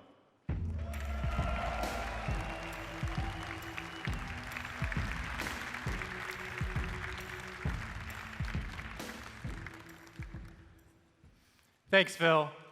It's an honor to be here at E3 and represent 3 years of engineering the team has done to bring you Xbox One X. From the beginning, our focus on game creators and you, the gamer, gave us 3 big goals we needed to hit: power, compatibility, and craftsmanship. Let's talk power, which starts with the specs. 6 teraflop GPU clocked at 1.172 gigahertz, 12 gigabytes of GDDR5 memory, and 326 gigabytes per second of memory bandwidth.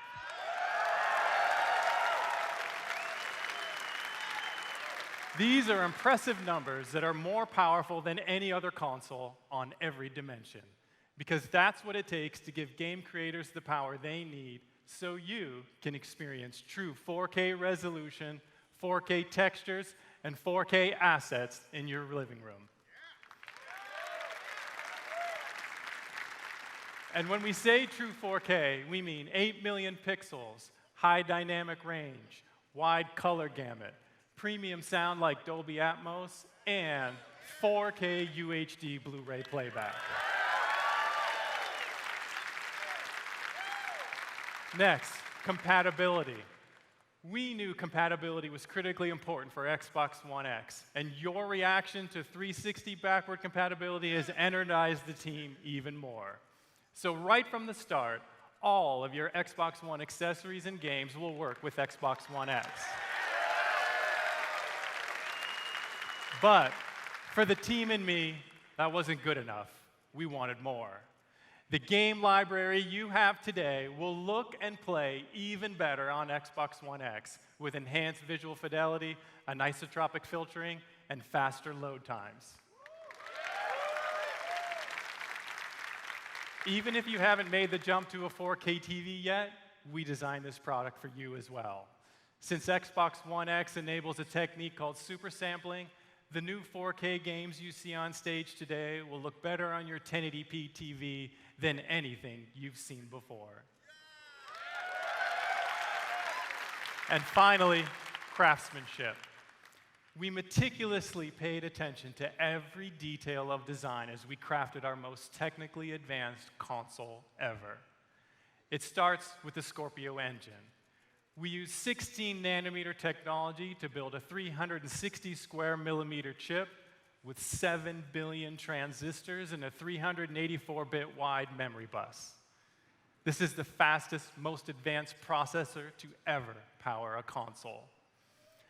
Our premium design means that every millimeter and every component within the console has been architected for maximum power and efficiency. Our aspirations were so high, an industry standard approach just wasn't good enough. The Scorpio engine is so intense that for the first time ever on a console, we're using a liquid-cooled vapor chamber normally reserved for servers and high-end PC cards. An engineer on the Xbox hardware team invented a new power management system so innovative, we named it after him. The Hovis method uniquely optimizes every single Xbox One X at the system and component level to deliver consistent performance efficiently and elegantly. Now, it's easy to think all this technology and capability will mean a bigger console. But again, we wanted more. Not only have we built the most powerful console ever, Xbox One X is the smallest Xbox ever.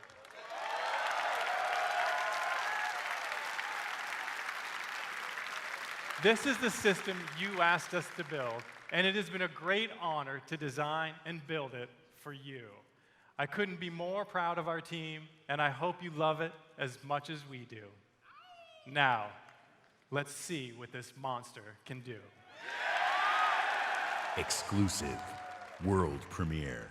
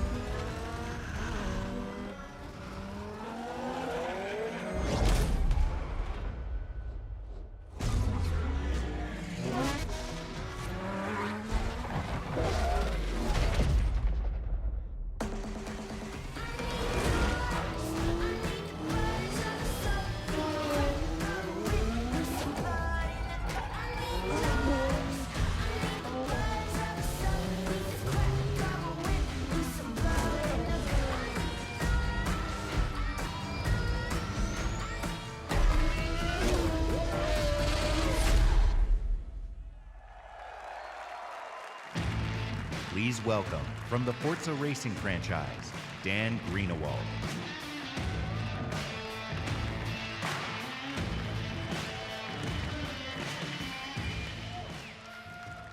In the automotive world, supercars are debuted at international auto shows: Frankfurt, Paris, Detroit. But through your passion for racing on Xbox and PC, Forza has become the premier partner to the automotive industry. So today, for the first time in history, a flagship supercar is making its world debut here at E3 in front of you.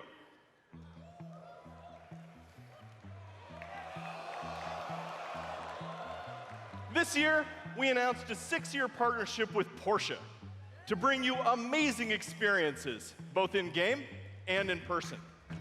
Porsche shares our vision for the future of racing and esports. And this car has never been seen outside of the guarded walls of Porsche. That honor belongs exclusively.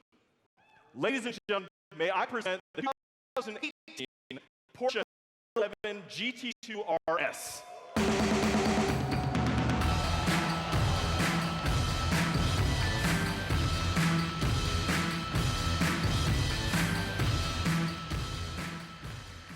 This is not only the most aggressive expression of Porsche's legendary design, it features the most powerful road-going 911 engine ever made. Like the Xbox One X, it's a monster. And with over 4.8 million active players across Xbox and Windows 10, Forza is one of the largest racing communities on the planet. You made this historic moment possible.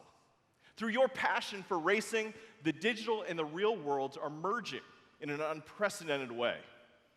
So now, let's take a look at the Porsche 911 GT2 RS in Forza Motorsport 7 running on Xbox One X.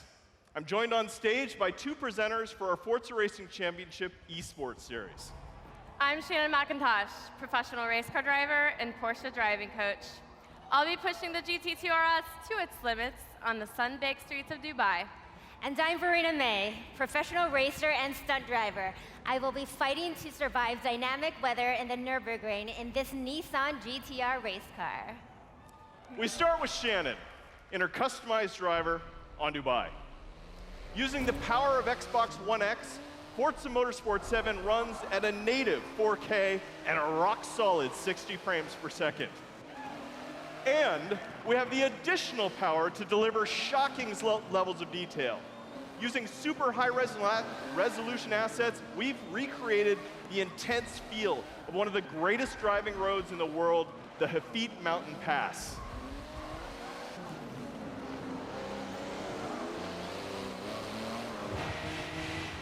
But in Forza Motorsport 7, we've reimagined the entire racing experience on all devices. Racing is more immersive and dynamic. Ominous skies roll in as car parts rattle and vibrate. We've made racing more epic and grand. Race through living environments featuring spectacular vistas and massive scale. You can see we've made racing more dynamic and surprising. Dynamic puddles grow as the storm unleashes its fury. It's more thrilling and competitive. Feel the intense heat grease up your tires as you battle your rivals. And it's more beautiful and alive. Dark skies open up and change as the sun emerges from the clouds for a breathtaking finish.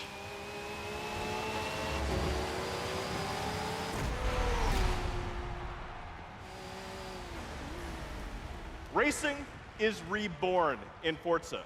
Whether running on the Xbox One family of consoles or Windows 10 PCs, Forza Motorsport 7 is the most technically advanced and comprehensive racing games ever made. With more than 700 cars, it features the largest collection of Lamborghinis, Ferraris, and Porsches ever assembled. Today, you are the first people to see the 2018 Porsche 911 GT2 RS. And this week at E3, like me, you can be the first to drive it. So come experience the most powerful road-going 911 ever made on the Xbox One X, the most powerful console ever made in Forza Motorsport 7. Thank you.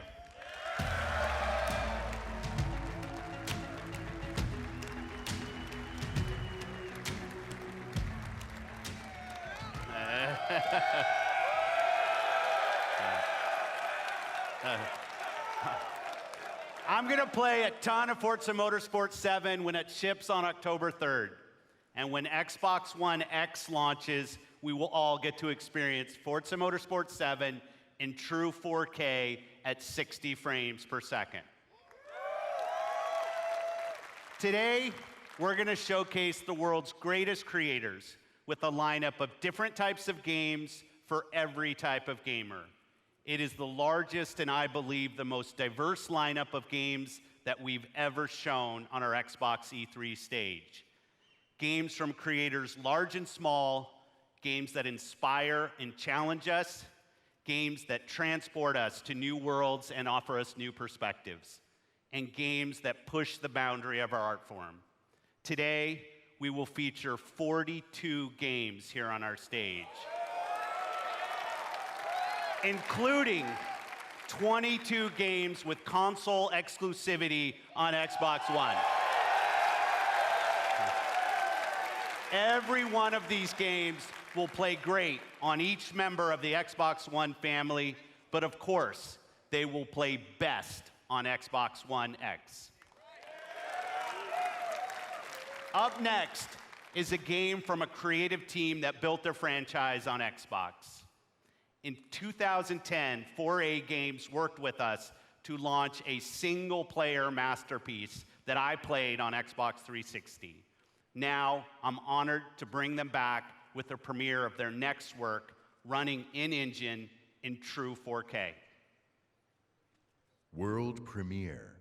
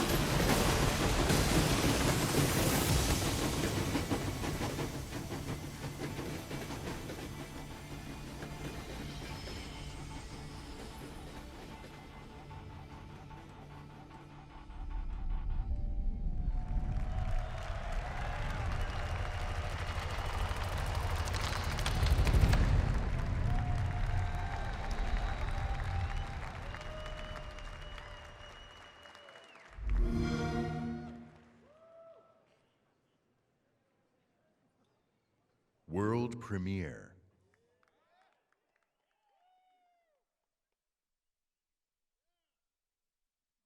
We are the first.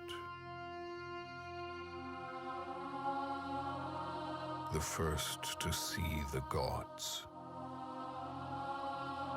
The first to tame their beasts. The first to guard the soul from evil.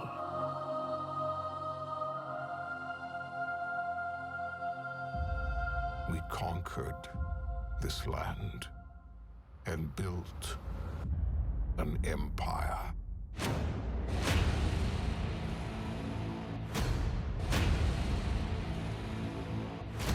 But there are whispers on the wind. A brotherhood born in the shadows.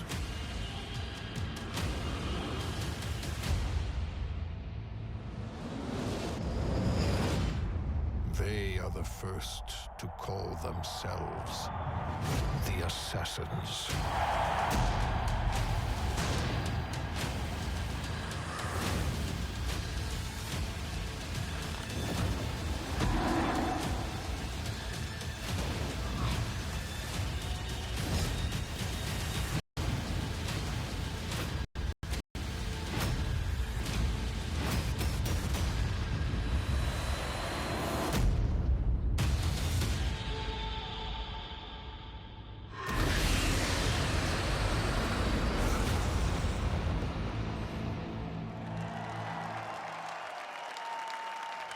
Please welcome, from Ubisoft, Creative Director Jean Gadon.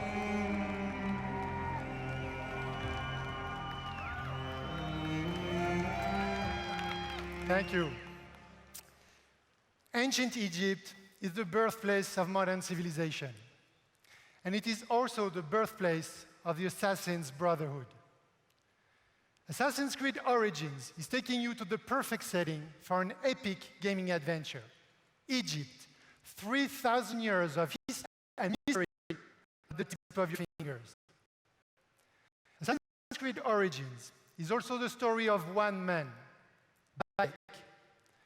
Bayek is the last guy, the protector of his community, an Egyptian sheriff, if you like. And his struggle against the dark forces that corrupt ancient Egypt will lead to the foundation of the Assassin's Brotherhood. But recreating ancient Egypt, going back so far in time, pushes us to rethink and expand our gameplay mechanics. We added many RPG elements to a huge systemic world, more detailed and alive than ever before. So today, we are very proud to show you what the game looks like on Xbox One X running in 4K. And now, just for you, Bayek is coming back to Siwa, his hometown, to kill the fake oracle, Medunamun. World premiere.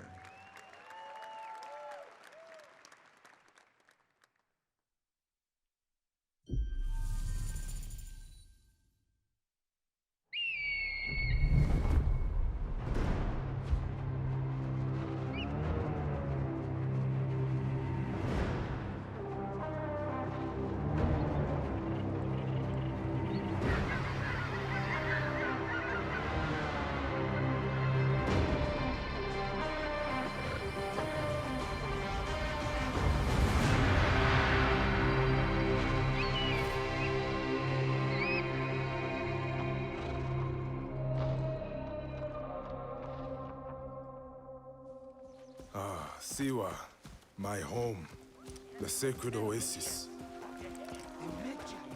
I thought he was dead. Our Medjay, the last protector, our prayers are answered. Siwa has not been the same since he left. I hope you are here to rid us of Medunamun.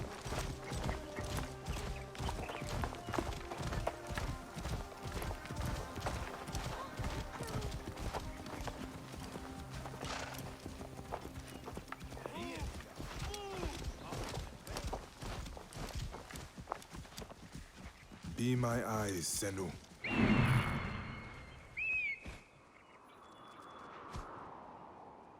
temple resembles a fortress. What has happened? Get out of my way.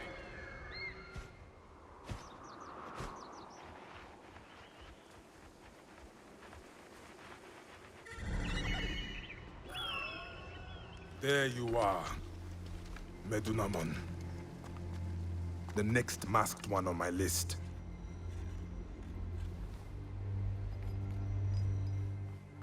Now it is my turn to tip the balance of Anubis.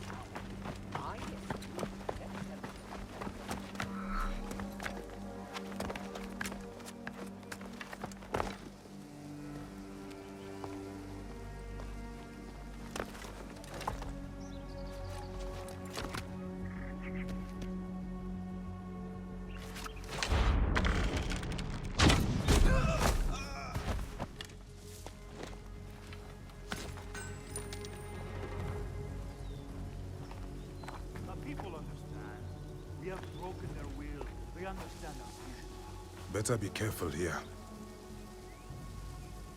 I should go drop these priests in the desert. Let us stand to take them.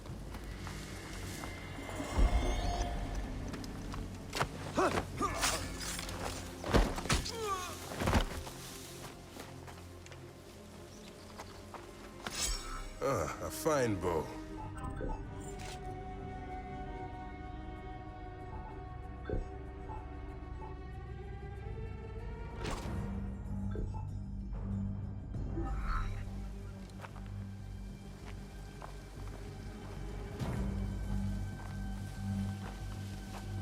If the people see these dead priests, they will surely revolt.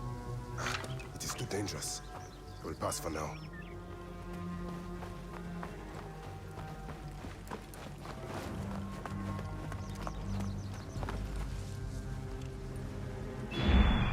Guide me, Senu. Medunamon.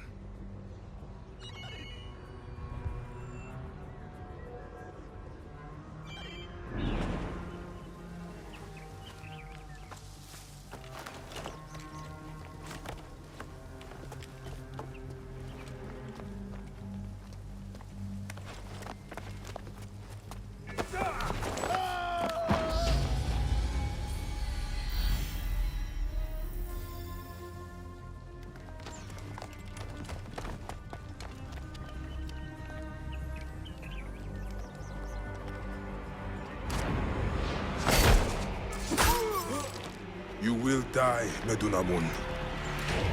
Die, you bastard! Going to kill you for that! See what is mine!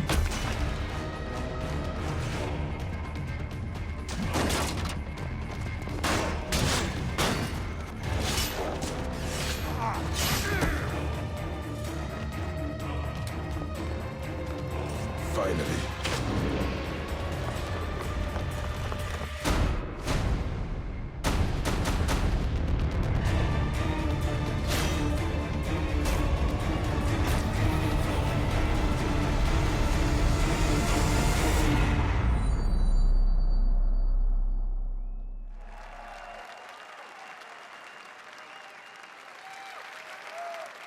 At Xbox, we've always believed in the power of games to unite us all.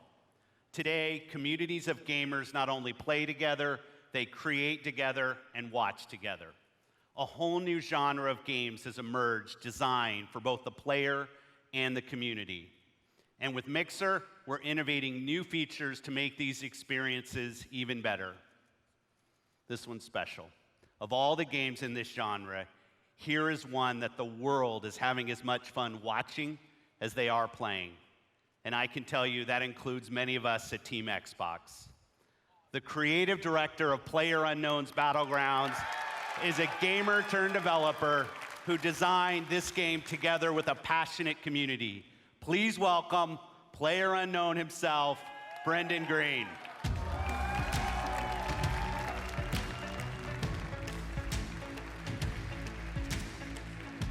Thanks, Phil. Good afternoon, everyone. PlayerUnknown's Battlegrounds is a multiplayer battle royale where you must fight against 100 other players to be the last one standing. Our team's focus is to bring the most complete Battle Royale experience ever to console and deliver a great experience across all Xbox One devices. Our development is truly community-driven, and we owe much of our success to everyone who's given us feedback over the past year. With over 3 million PC players to date, we can't wait to bring PlayerUnknown's Battlegrounds exclusively to Xbox One later this year, with an update for Xbox One X enhancements shipping with the final version. See you on the Battlegrounds, everyone. Exclusive.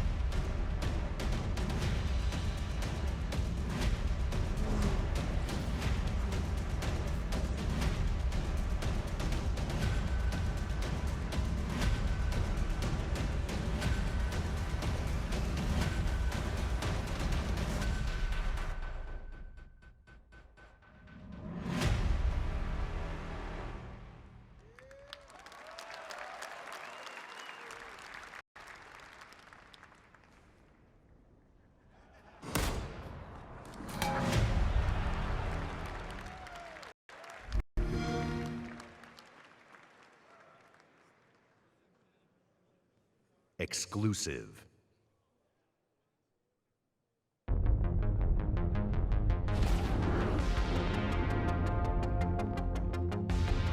Let's try to stick together this time. Why the buckle out? No heroics. Get ready!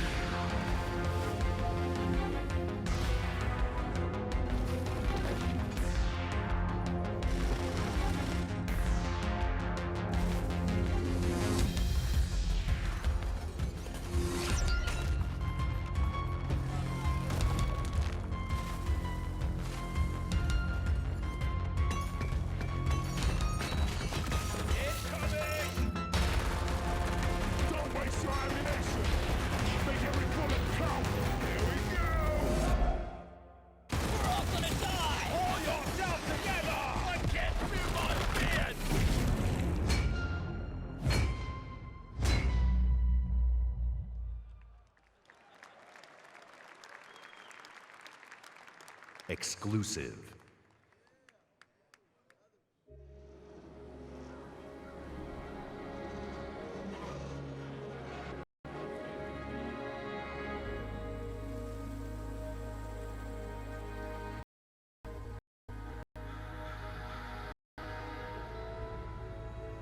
What would you do if the world you knew was gone? All the comforts, the simple pleasure you took for granted. How would you protect yourself and the ones you love when the protectors can't even save themselves?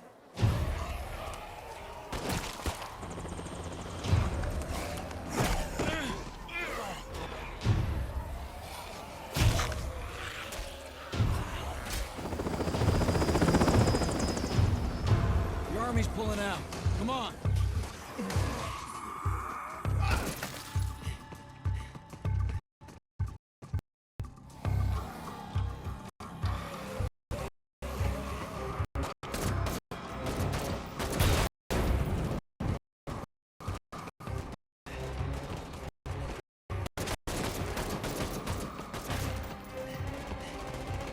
Last try.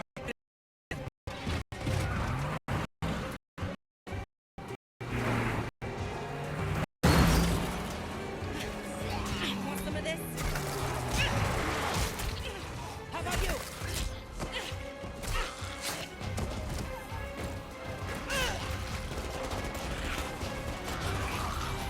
How will you decide who belongs? Thanks. I owe you.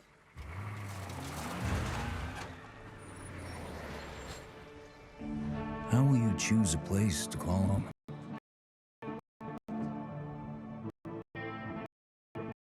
How will you build it?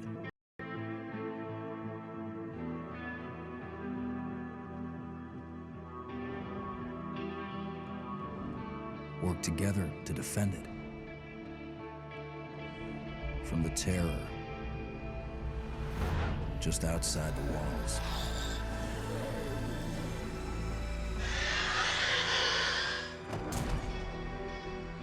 When you get hungry, cold, what risks will you take? What mistakes will you make? When the only family you've got is about to tear itself apart, will you end a life? Wait. Or save it? Please. This is our only one, but we need everybody we've got.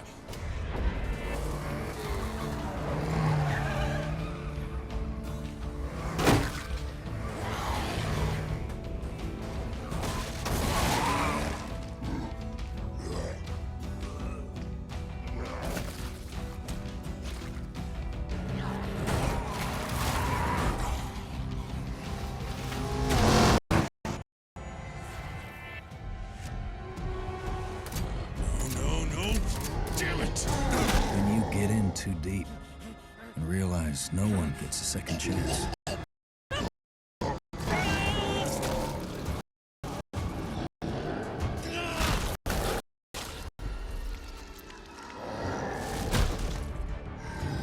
How will you find the strength to carry on?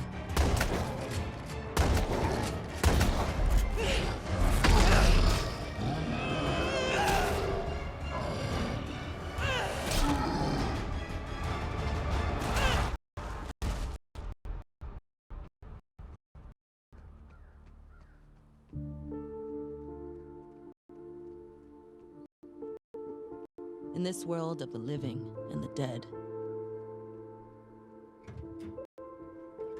how will you survive?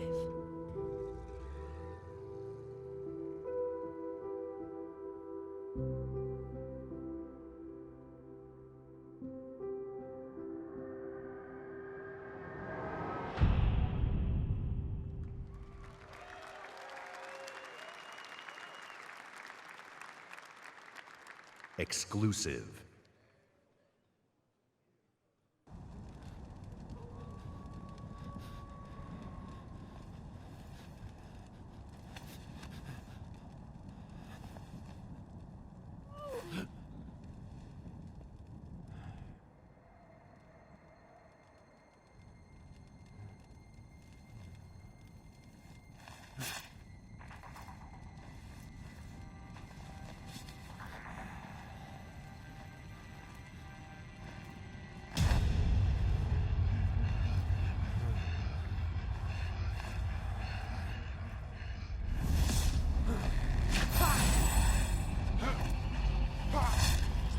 Two players remaining.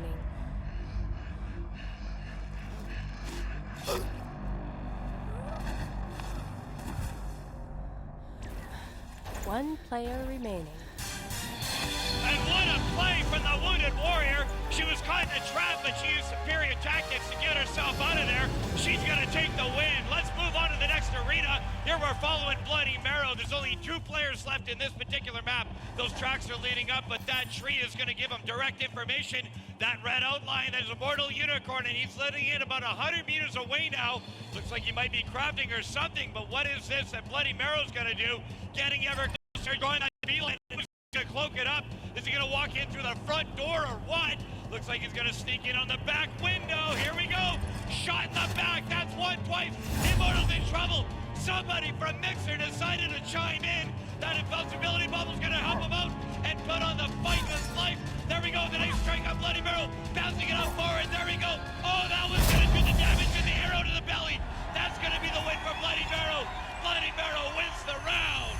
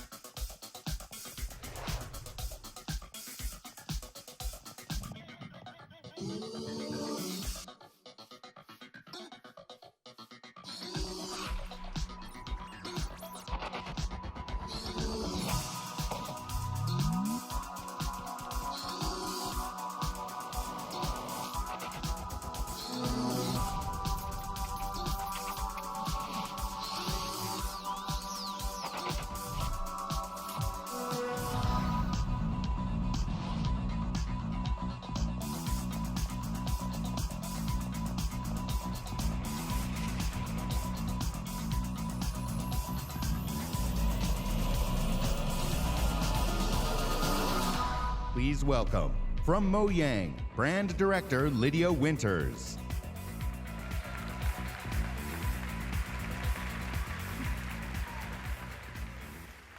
This summer, millions of Minecraft players will be able to play together on the device of their choice for the first time.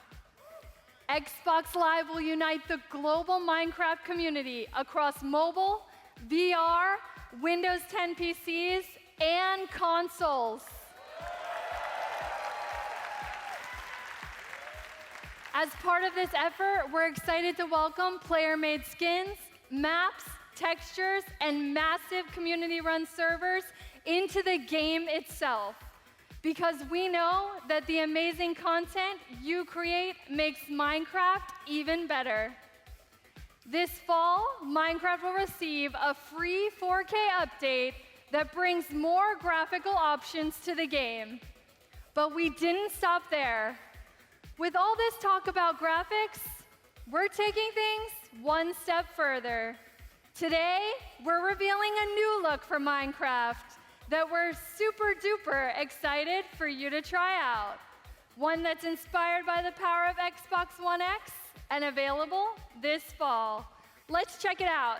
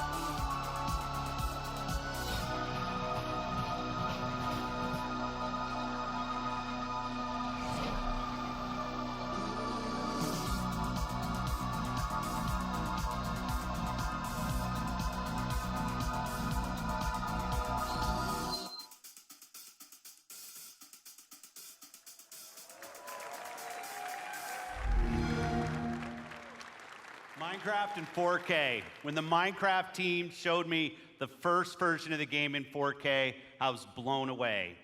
Mojang is a great example of a studio that started something new and different that led to a global phenomenon. At Xbox, we're searching for games that are fresh, new, and in some cases familiar. That means ensuring that the biggest third-party franchises you want to play are there for you on Xbox One. Of course, you'll find these great games in the Xbox Store available for pre-order today. But bringing the biggest blockbuster franchise is just one part of the job. Delivering broad, diverse, and new games to Xbox means searching to find unique games from creators around the world that will surprise and delight. To me, these next few games do just that, starting with a game I got to play on a recent trip to Japan. It's hilarious, a little crazy, and a whole lot of fun. Let's take a look at it. World premiere.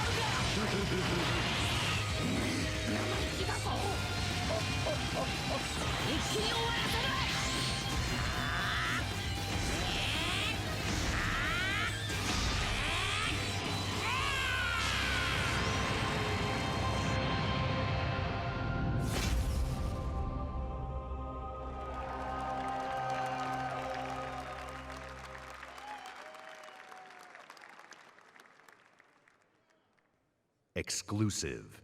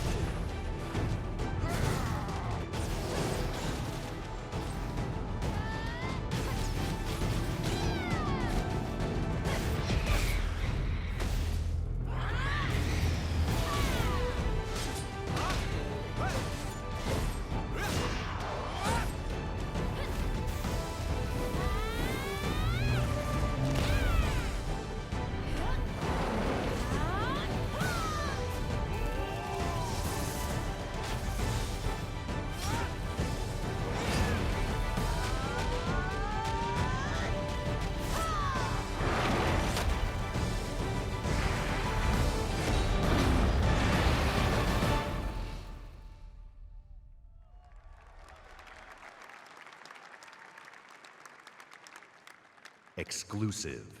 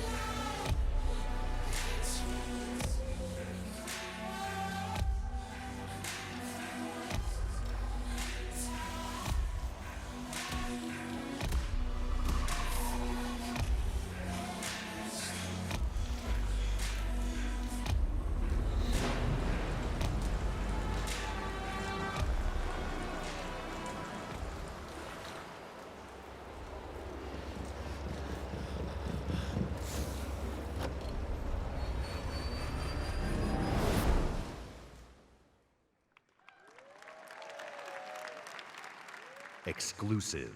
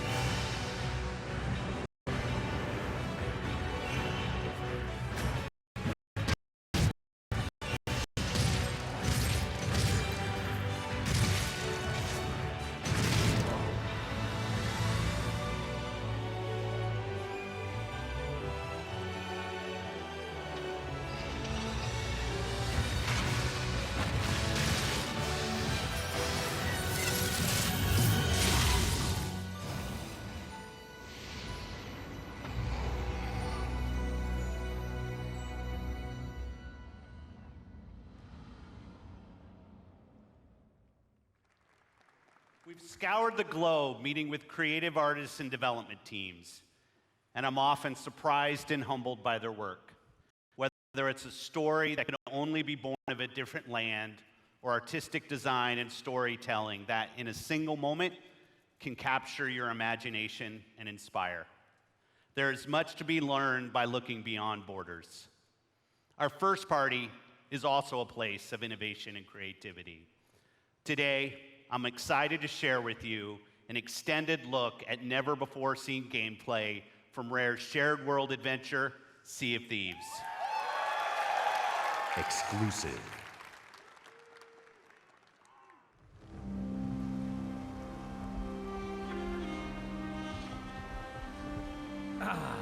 The joy of a new voyage far across the Sea of Thieves.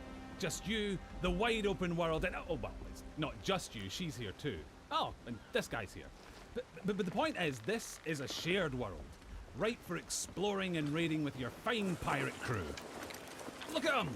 Scurrying around, making themselves useful. That's what we like to see. The world of Sea of Thieves seethes with possibilities. And below the waves. All you have to do is jump in and oh, there she goes.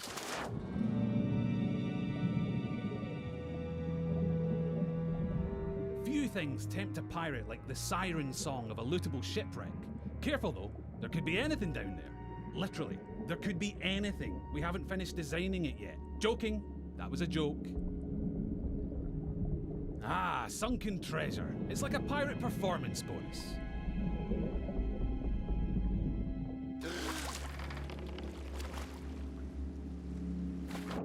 Every player's decisions and discoveries will be different, but however you plan on seeking your fortune, it pays to be prepared. For gigantic lumps of iron, these are surprisingly portable. Amazing workmanship. Anyway, better get them back on board while the coast is clear. There's really no sense in pushing your luck down here.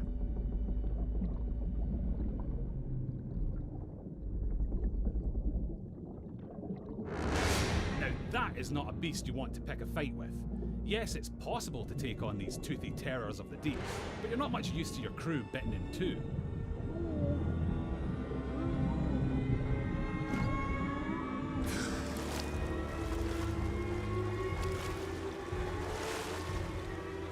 Sometimes a tactical retreat is perfectly acceptable, in the spirit of that legendary pirate captain, Pathetic Dave.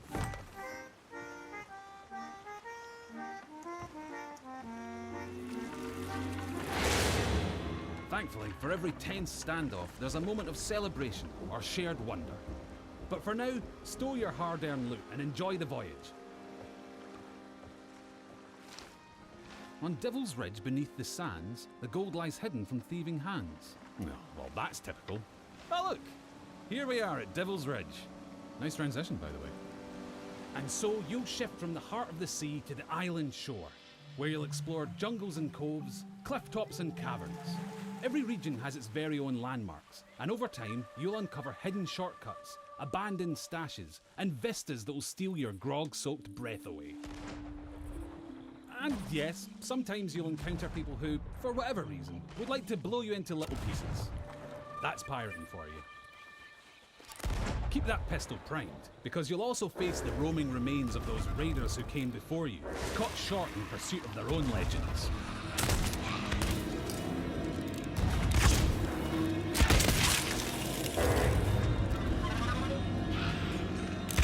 An afterlife of fighting and troublemaking until all your bits fall off. It's what they would have wanted. Now, make sure your crewmates all have a part to play. Yep, that works. And look, he brought the riddle map. Seek the cursed boar shrine where there is no sky. It lies in wait for a light held high. Right, well that's got to be around here somewhere. But if you've got a bad feeling, you can always leave someone on board to brace the ship for a speedy getaway. Decisions. Ah, looks like they've sniffed out that place where there is no sky. Time to pool your resources as you plunge into the unknown. It would be easy to come a cropper in these claustrophobic caves. You don't want to wander off track. Unless, of course, you're streaming, and you'll have loads of people in the chat telling you what to do anyway.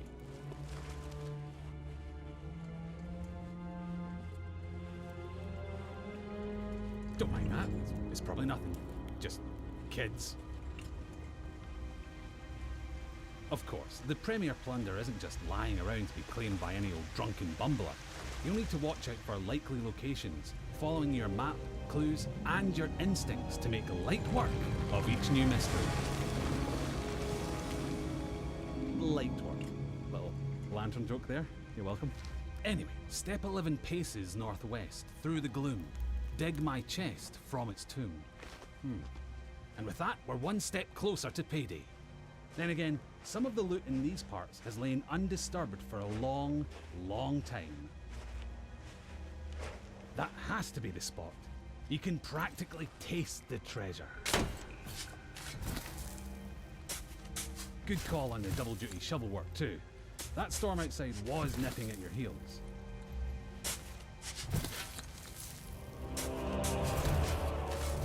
Ah, very nice. Of course, the trouble with treasure, as a rule, is that the owners really like to hang on to it. If you've got your hands full, it's up to your crew to watch your back.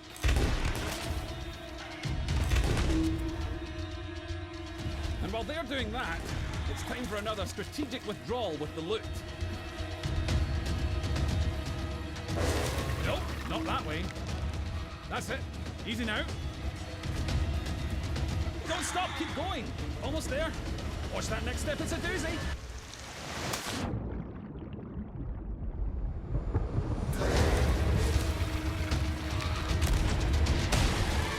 Now that's a rescue.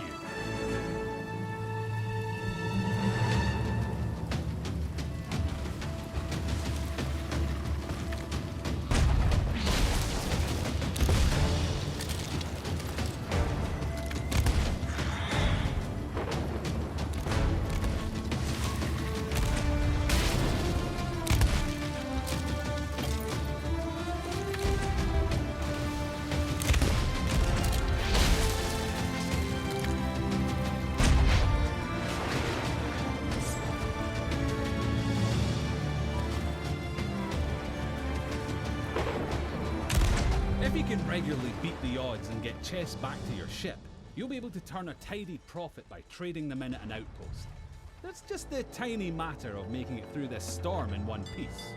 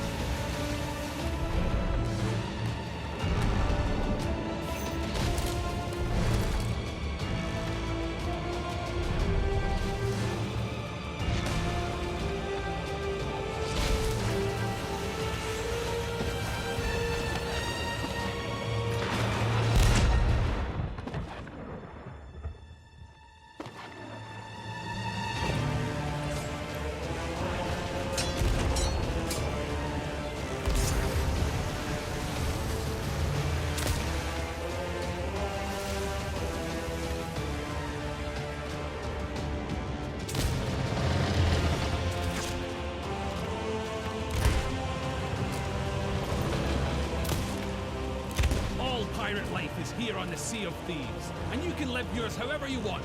So rally your crew. Swear your oaths and set sail for riches and infamy. Become a pirate of legend. Just try not to be this one.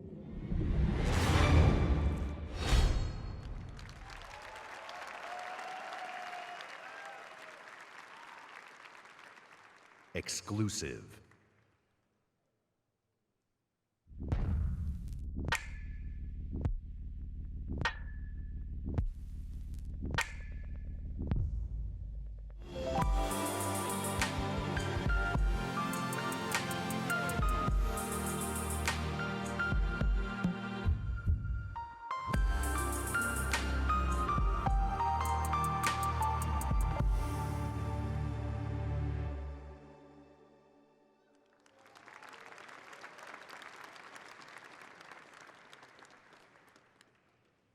Exclusive. World premiere.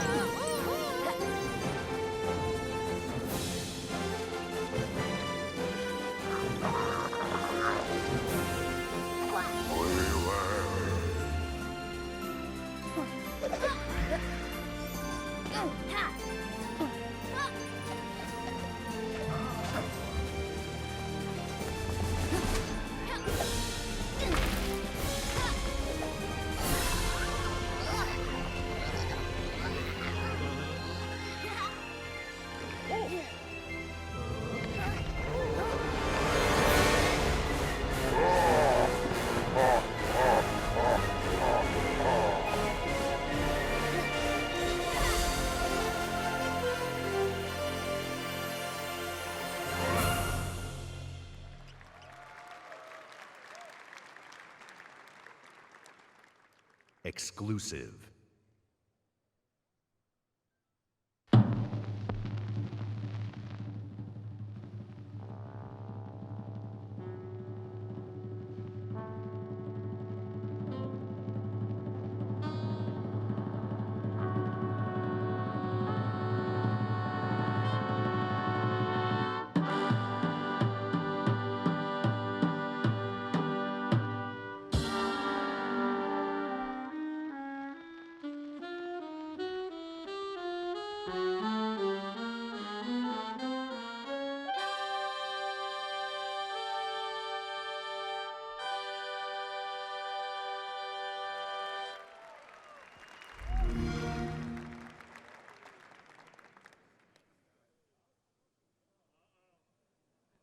Exclusive.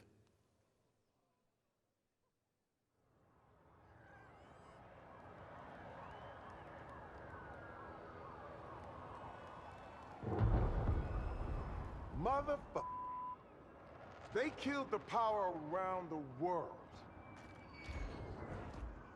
We're gonna light it back up, because this is far from over. In fact, it's only just begun. That's why we brought in you. Now you need to today, you throw grenades. Tomorrow you'll be throwing cars. You're dropping bombs. Dropping buildings. Now it's time to get to work. Time to step up your boom.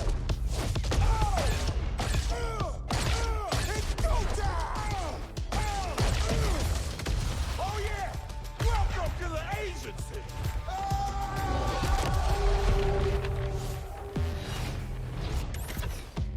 Determination to conquer all my ambitions.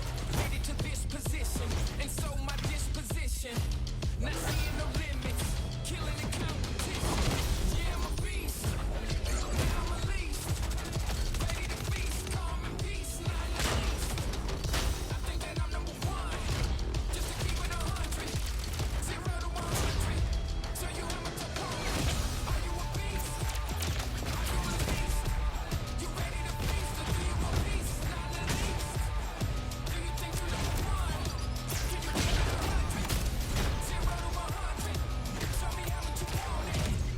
never have trouble. That's why they don't know what the struggle is. I done paid the cost and laid off the boss. Analyzed my losses. Now I'm taking off. Now I'm a beast. Now I'm released. Ready to feast. Peace, not the least. I think that I'm number one. Just to keep it 100. 0 to 100. So you have a opponent. Are you a beast? Are you released? You ready to feast? Or do you a beast? Not the least. Do you think you're number one? Can you keep it 100? Are you a beast?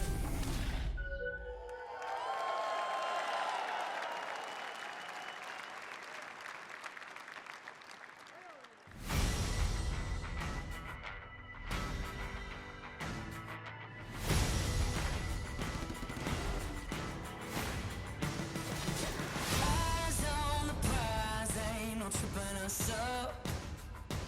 Ain't no denying, you gotta be tough. This train ain't slowing down.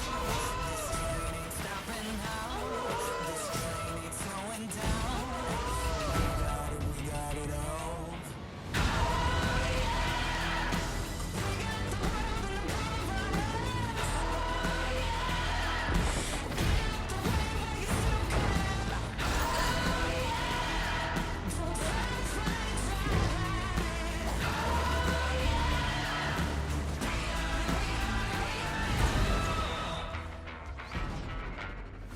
Anything you want, yeah, you know that we got it. Hard as we try, yeah, you know you can't stop us. This train ain't slowing down. This train ain't stopping now. This train ain't slowing down. We got it all.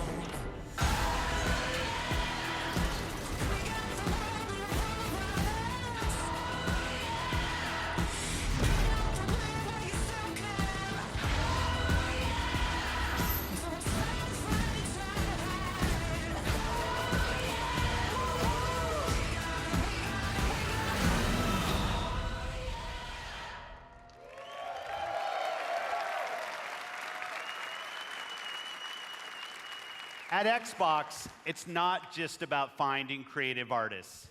It's about empowering them and nurturing them, helping shine a light on their work, making it easy for them to build and share their creations. That's why the ID at Xbox program is so important to us.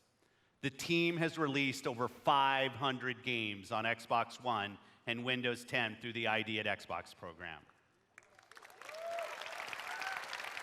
And this is not just a milestone for the program and the independent developer community. It's a milestone for everyone who loves great games. I hope you're reminded today why it's so great to be a gamer on Xbox. Action, adventure, story, skill, surprise. These next few games bring it all together. Let's start with a game whose stylistic approach alone makes it something very special. Exclusive.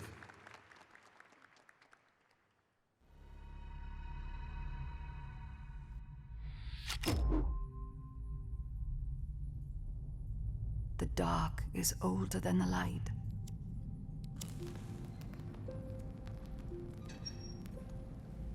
At last a day dawned, and we rose with this first light.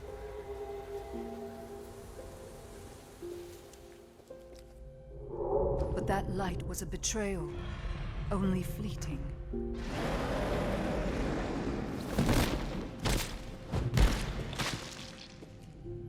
In its wake, the night returned to claim us.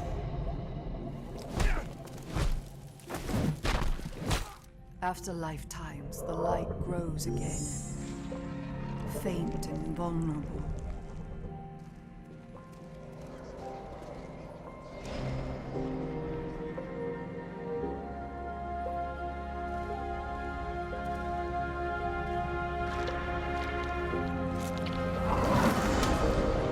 We will live in the new light rather than just survive in the dark.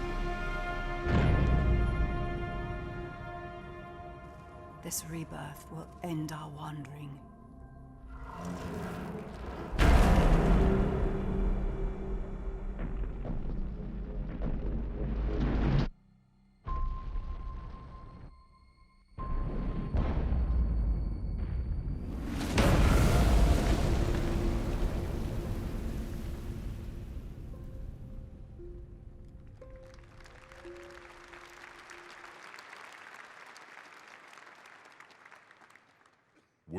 premiere.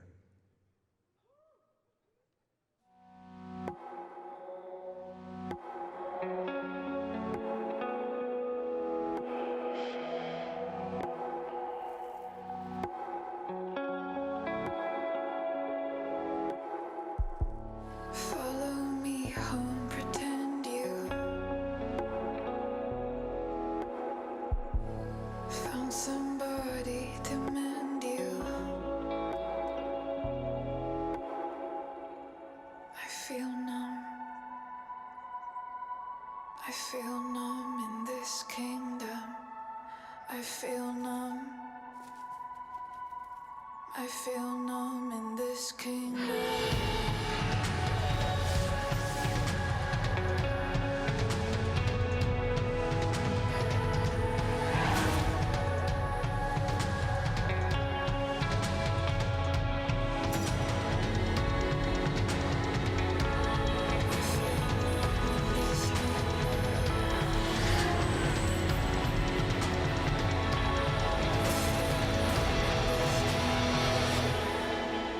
Rachel?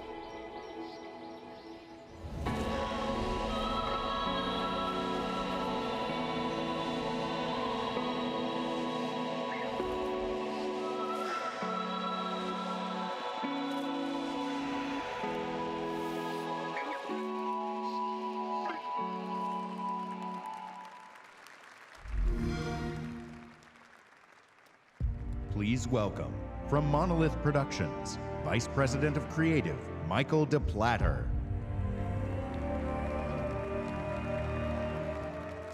Remember me? You tried to humiliate me.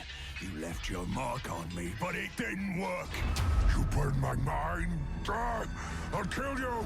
Until this moment, you have not known suffering.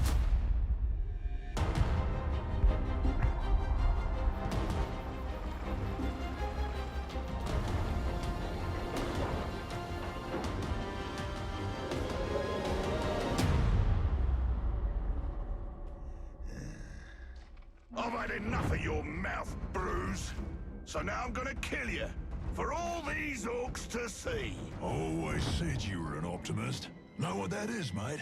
It's about sizing up a situation that's bloody impossible and saying, yeah, all right, I'll have a go. I'm exactly the same way.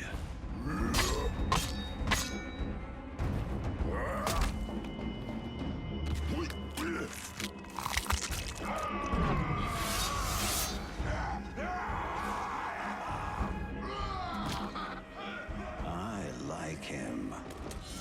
Bruce killed the boss. Come on, lads. In Shadow of Mordor, we introduced a way to create unique personal stories for every player.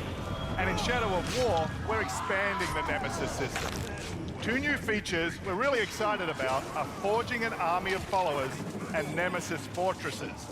Here, we'll use the Ring of Power and recruit this Olog, Bruce the Chopper, to expand our army.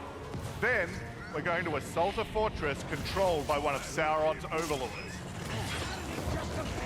Oh, that was nasty.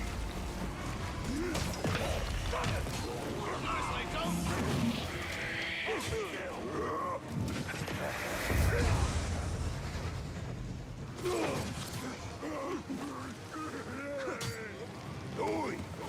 Reckon you're going to skewer me. That little sword's good for a tickle, maybe. But you're gonna need more than that to take me down. Nice one, Ranger.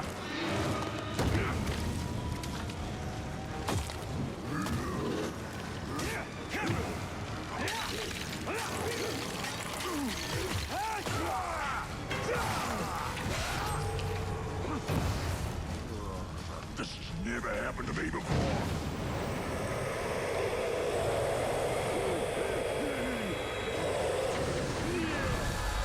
You serve the Bright Lord now.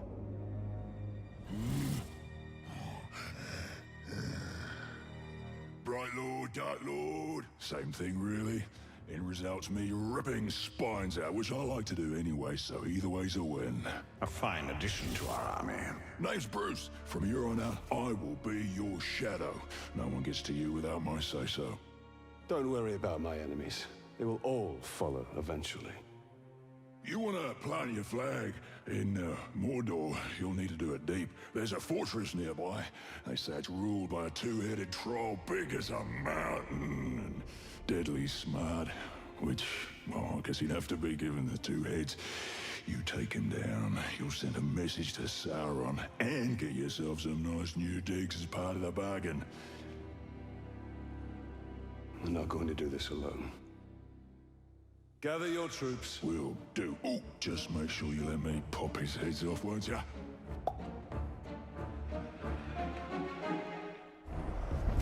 So we already have a few loyal followers in our army, and recruiting Bruce means we're ready to assault the fortress and overthrow the Overlord.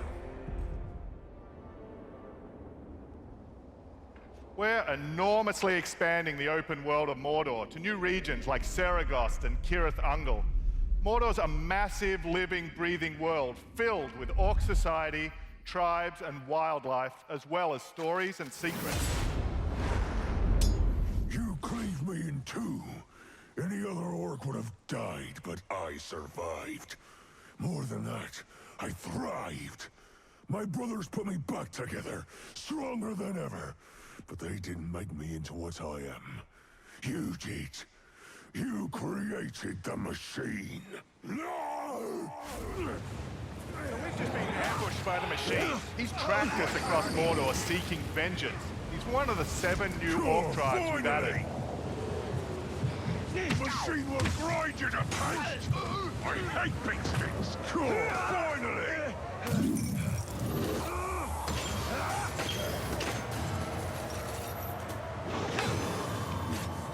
You dishonor the Styrians!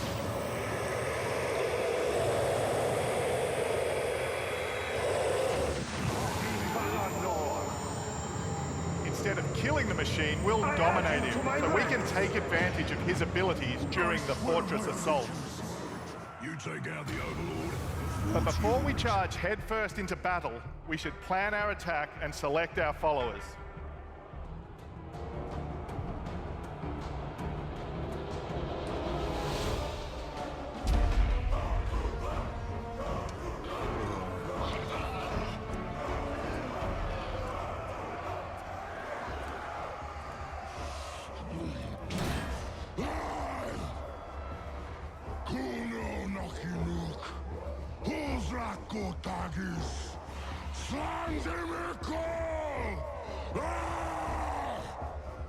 My black speech is a little rusty. Actually, I don't know a single word, which is a pain in the ass. But to hazard a guess, he said you're all gonna die horribly. Yeah, my kind of black. Well, I will handle the Overlord. You focus on the defenders. Define focus.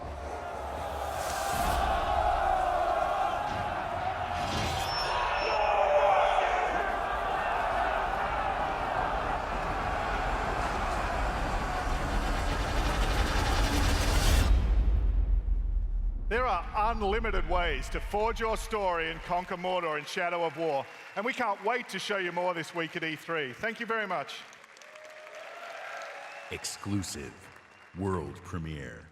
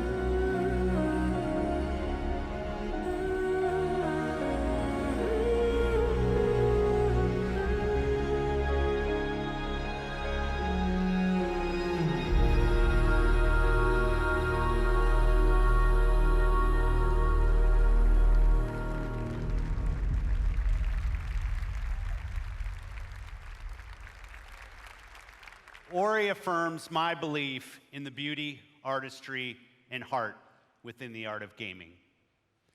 We believe that games, like books, movies, and music, should be celebrated and enjoyed by countless generations. We're passionate about preserving and celebrating the games you own, the classics of the past, and the genres you love to play. That's why 2 years ago, we launched the Xbox Backward Compatibility Program to bring Xbox 360 games to your Xbox One. And we've seen tremendous growth in the program. Today, our library of games stands at 385 titles, and over half of Xbox One gamers have played a backward compatible game. But I've heard your feedback and you want more. Today, I'm pleased to announce an exciting expansion to the program.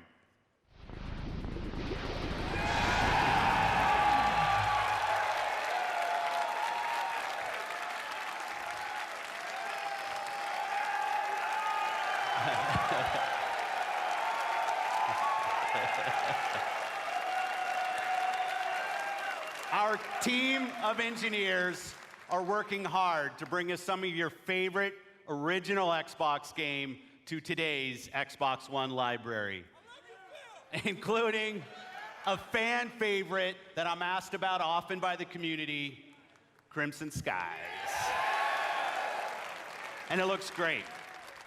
And like the Xbox 360 games, OG games will look better and play better across the Xbox One family. We'll have more to share about this program when it launches later this year.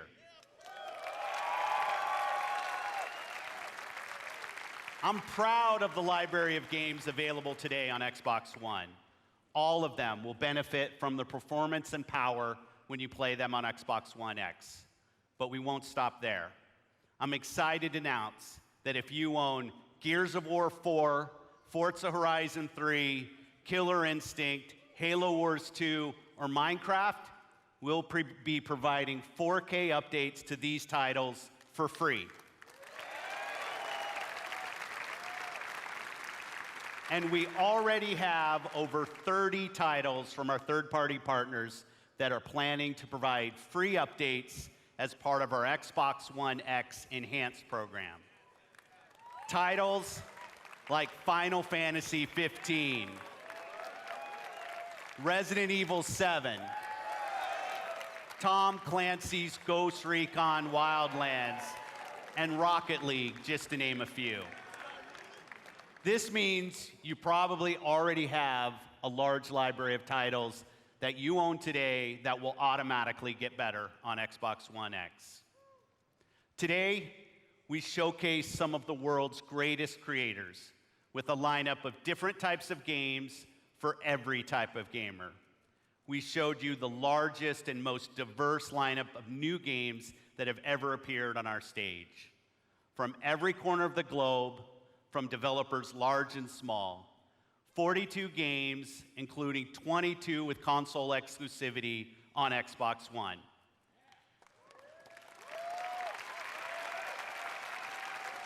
And you're also going to be able to play all of the biggest cross-platform blockbusters on Xbox One.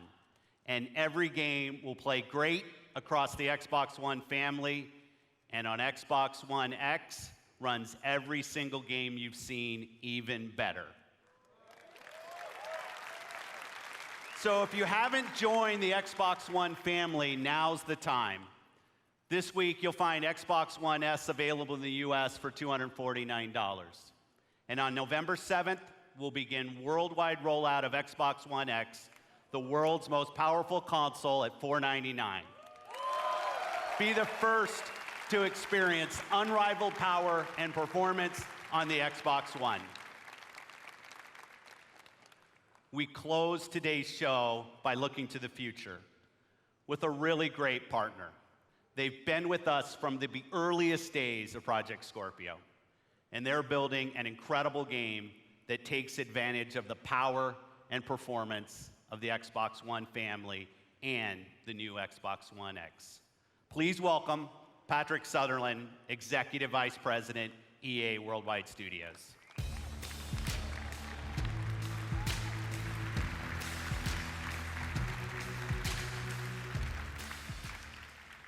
New IP is the lifeblood of our industry. It's also risky. At EA, we have teams dreaming up a lot of projects, and only the greatest will make it their way to you. And that's okay.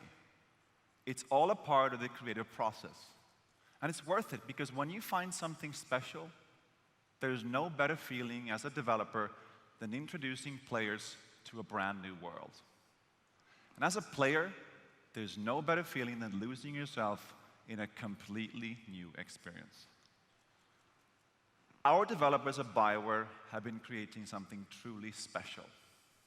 A huge open world that is lush, savage, mysterious, and ever-changing.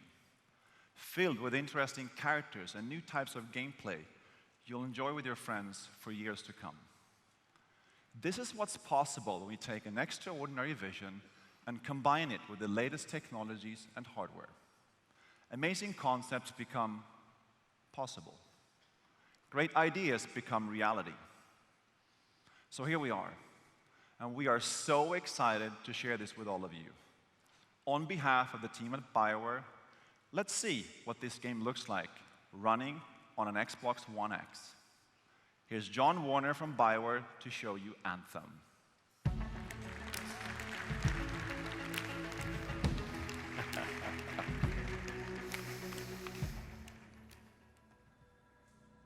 Hi, I'm John Warner, Game Director for Anthem. Here is the world premiere of Anthem's gameplay. Hey!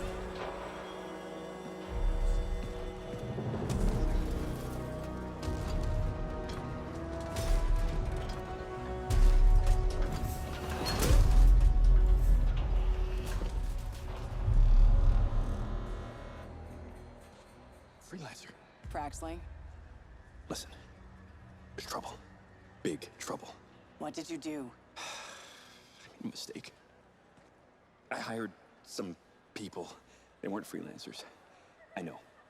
They said they could handle it, and the price was right. I thought maybe... Unbelievable. You're right. It was stupid. I'm sorry. But they're still out there. Somewhere. If you could just bring them back. Anything you need.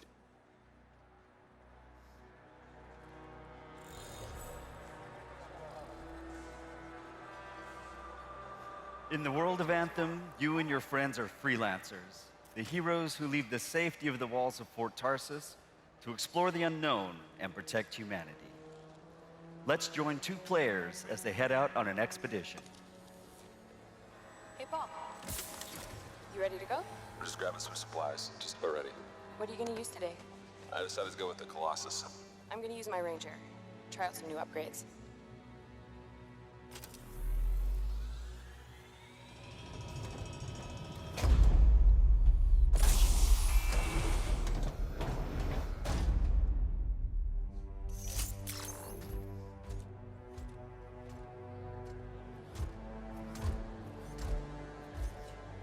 Every player will own an array of exosuits we call Javelins. These suits give players superhuman capabilities and are heavily customizable so they look and play how you want. Bam. Looking good. Nice. You've got a mortar equipped. Yeah, I got it on the weekend. You lead the way, I'll follow.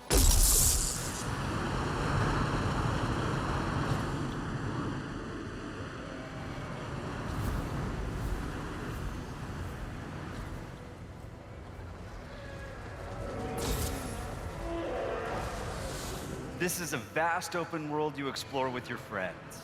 Each Javelin exosuit has its own unique playstyle. The Ranger is balanced and all-purpose, while the Colossus is a tanking powerhouse. All right. Let's see what's up here.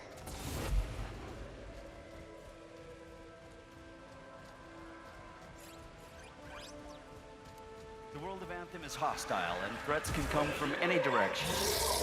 This dynamic world where the unexpected is around every corner. Yeah, he seems like a problem for another day.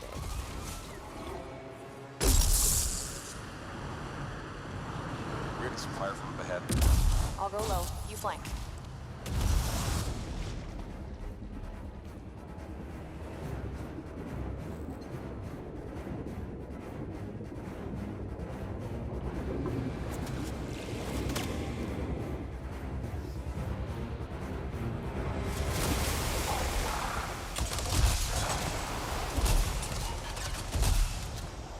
Hang in there. Almost there.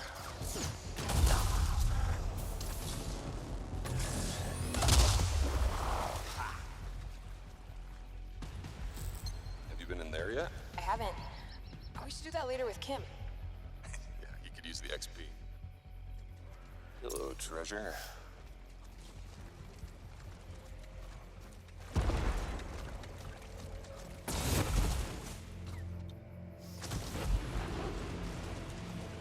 I think we got some action there.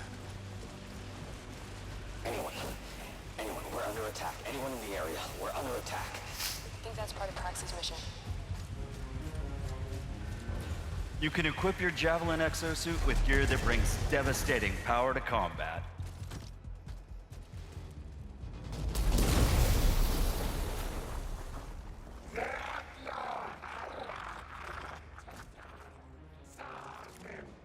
Oh, there are a lot of scars down there. Oh, the scars have a heavy. Have time to use that mortar. Give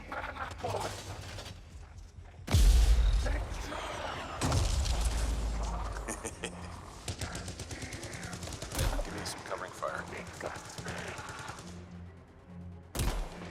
There's a bunch more coming in. Okay, I'll get this round.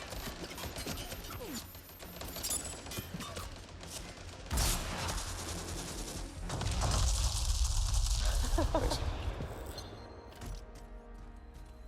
Oh, come on. Be something good. Oh, yes! Jerry's wrap. Oh, nice. Large-scale world events like Shaper Storms are dynamic and pull you off the beaten path with the promise of new stories to discover. Oh, Shipper Storm incoming. Okay, actually, let's get some more people. Hold on a sec. Hey guys, what's up? Hey, what's happening? I'm right behind you.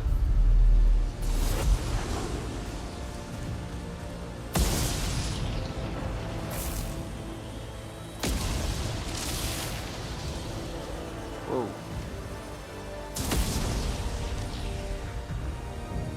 This storm is getting crazy.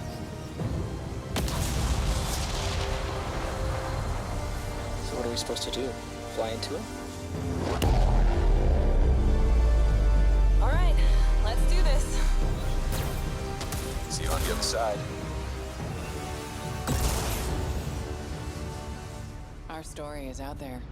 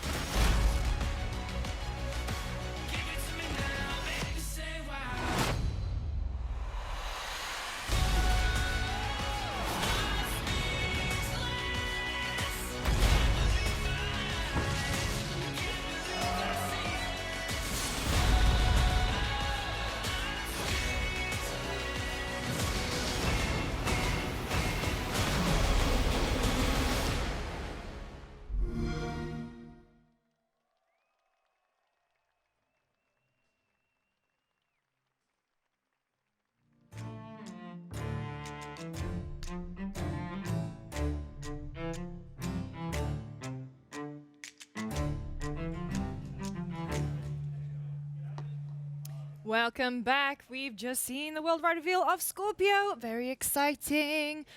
I mean, Microsoft did like, what, 42 games just now? That was a lot of games. That was a lot. That was more than I was expecting.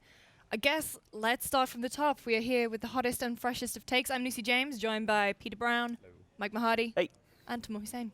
What was that? Peace. Peace and love, guys. We're very excited.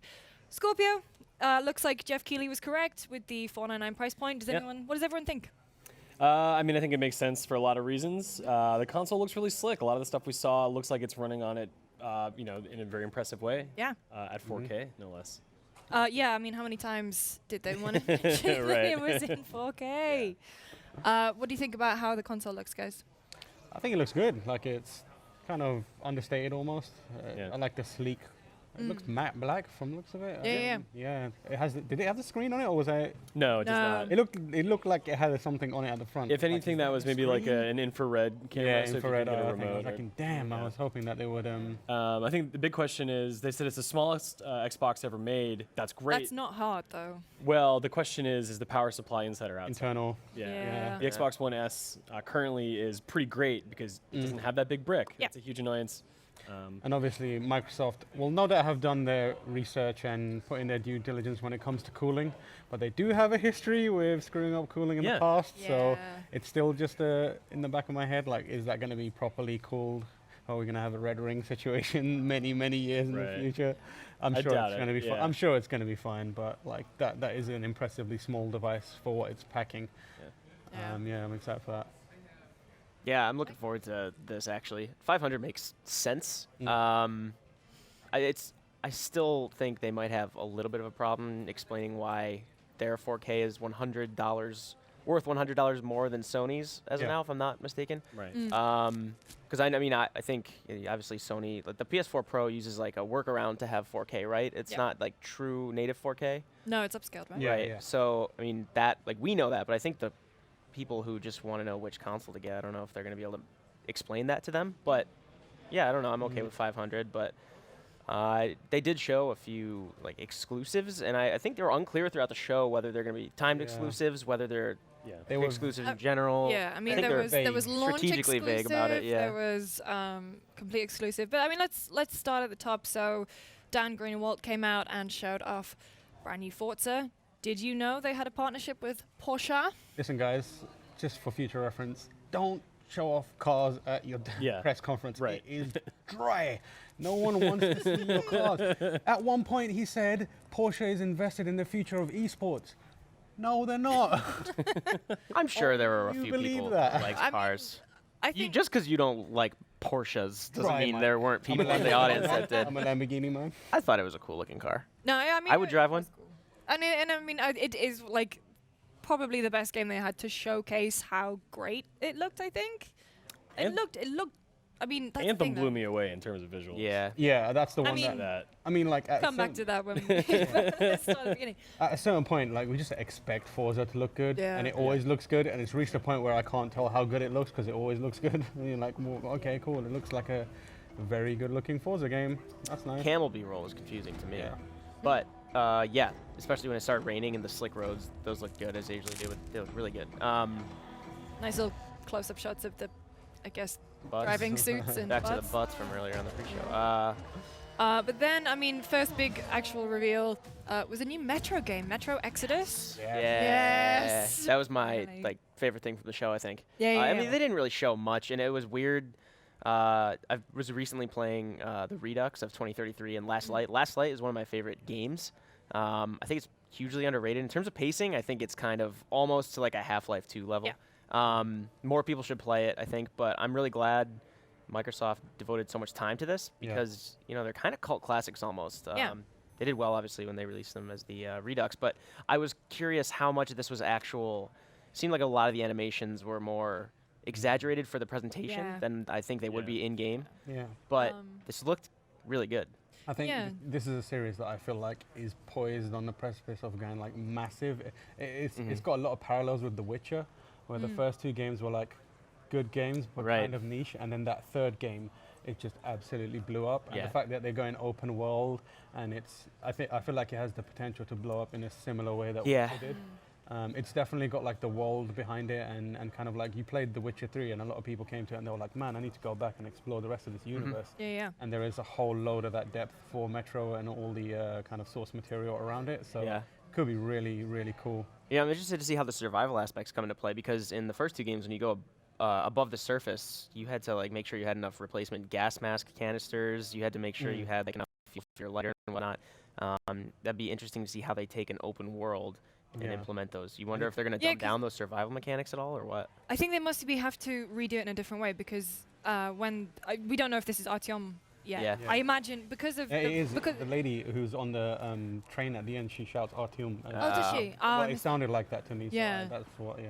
But like as he goes outside, he can take his mask off. Yeah. So that to me suggests that like quite a lot of time might have passed. Yeah, I feel like it might be cool if it has like weather effects where kind of like dust clouds and come pushing in, and then you have to kind of on the fly figure out if you're equipped to survive it. Yeah. But yeah, it looks cool and it looks ambitious as well. Yeah. I like that he pulls up an actual like I don't even know if it's the right term, but like diegetic map. It's not part of your UI. He just pulls it up. You have to look at it. People, I think we had heard like kind of rumors about this before the show, and people were saying like it sounds like it could be maybe like a more hardcore survival Fallout 4 almost. I'm sure not to that scale and not the same kind of sandbox exploration that the Bethesda games are known for, but it does seem to, obviously the post-apocalyptic is the clear parallel, but I'm really excited to go back into this world. Just a really interesting, based off Dmitry Glukhovsky's book. Yeah.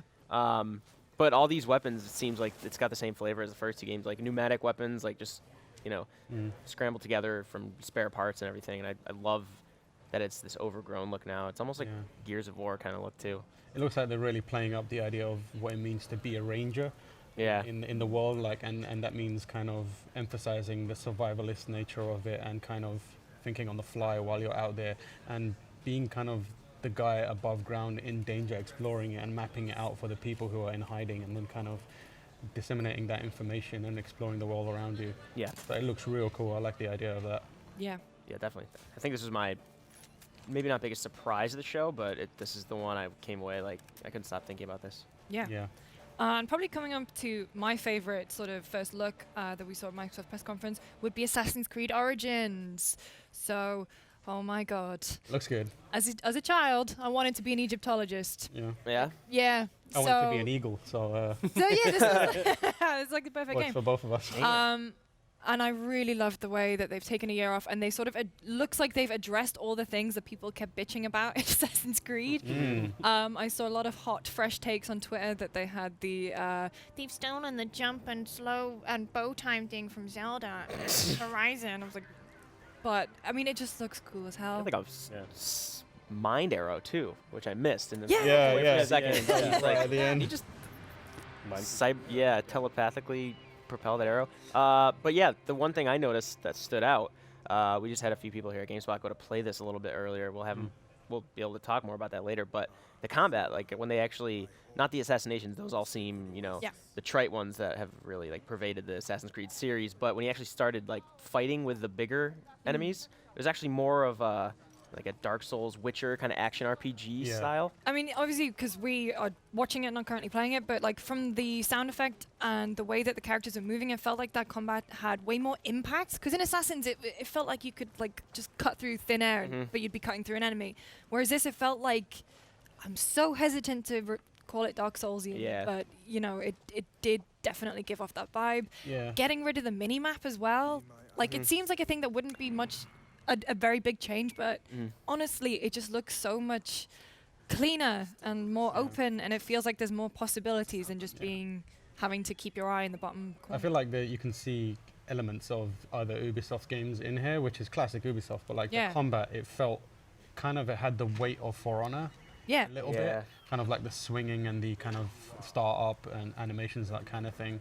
So it does look like the combat feels a little weightier this time around, so I'm excited to see how that pans out. Although it does have got rid of the mini-map and stuff, so they're trying to clean it up a bit, it's still very gamey at times. Like, for example, that bit where it tells you to level up and then it all turns to dust and goes into the corner and becomes this like little, goes into like a little vial on the right-hand side, really kind of caught my eye and made it a bit jarring compared to the rest of it, because it was so clean up until that point.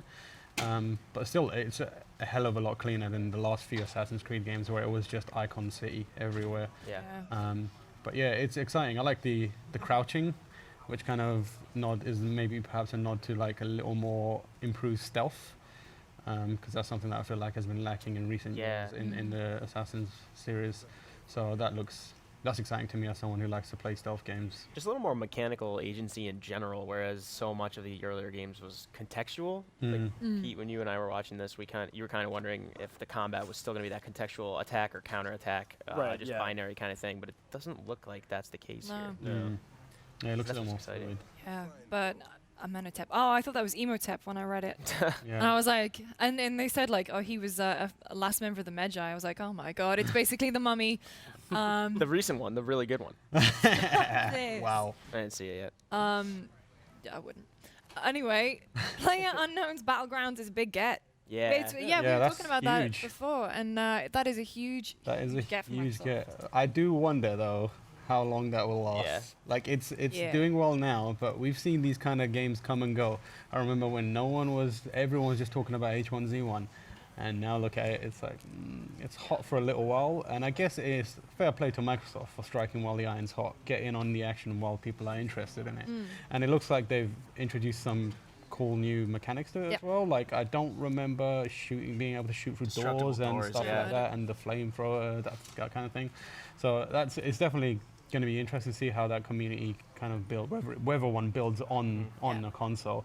I think it will, but how long it sticks around for, who knows? I did think it was very interesting that they showed that, and then they had another game in the middle, like Deep Rock Galactic, and then they went straight to State of Decay 2. Yeah, there was a lot of survival. That felt like a bit too much of an overlap, especially if you're like bringing these as your exclusives, whatever that currently means for Microsoft.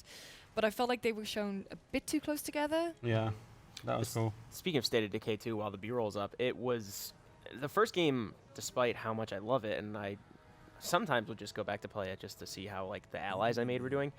It looked kind of janky even in this presentation. Yeah. Like the girl that they saved, she did the same like machete animation over and over, and it wasn't actually connecting with the zombies. And then just in general, the movement looked kind of broken, and I don't know, it was almost.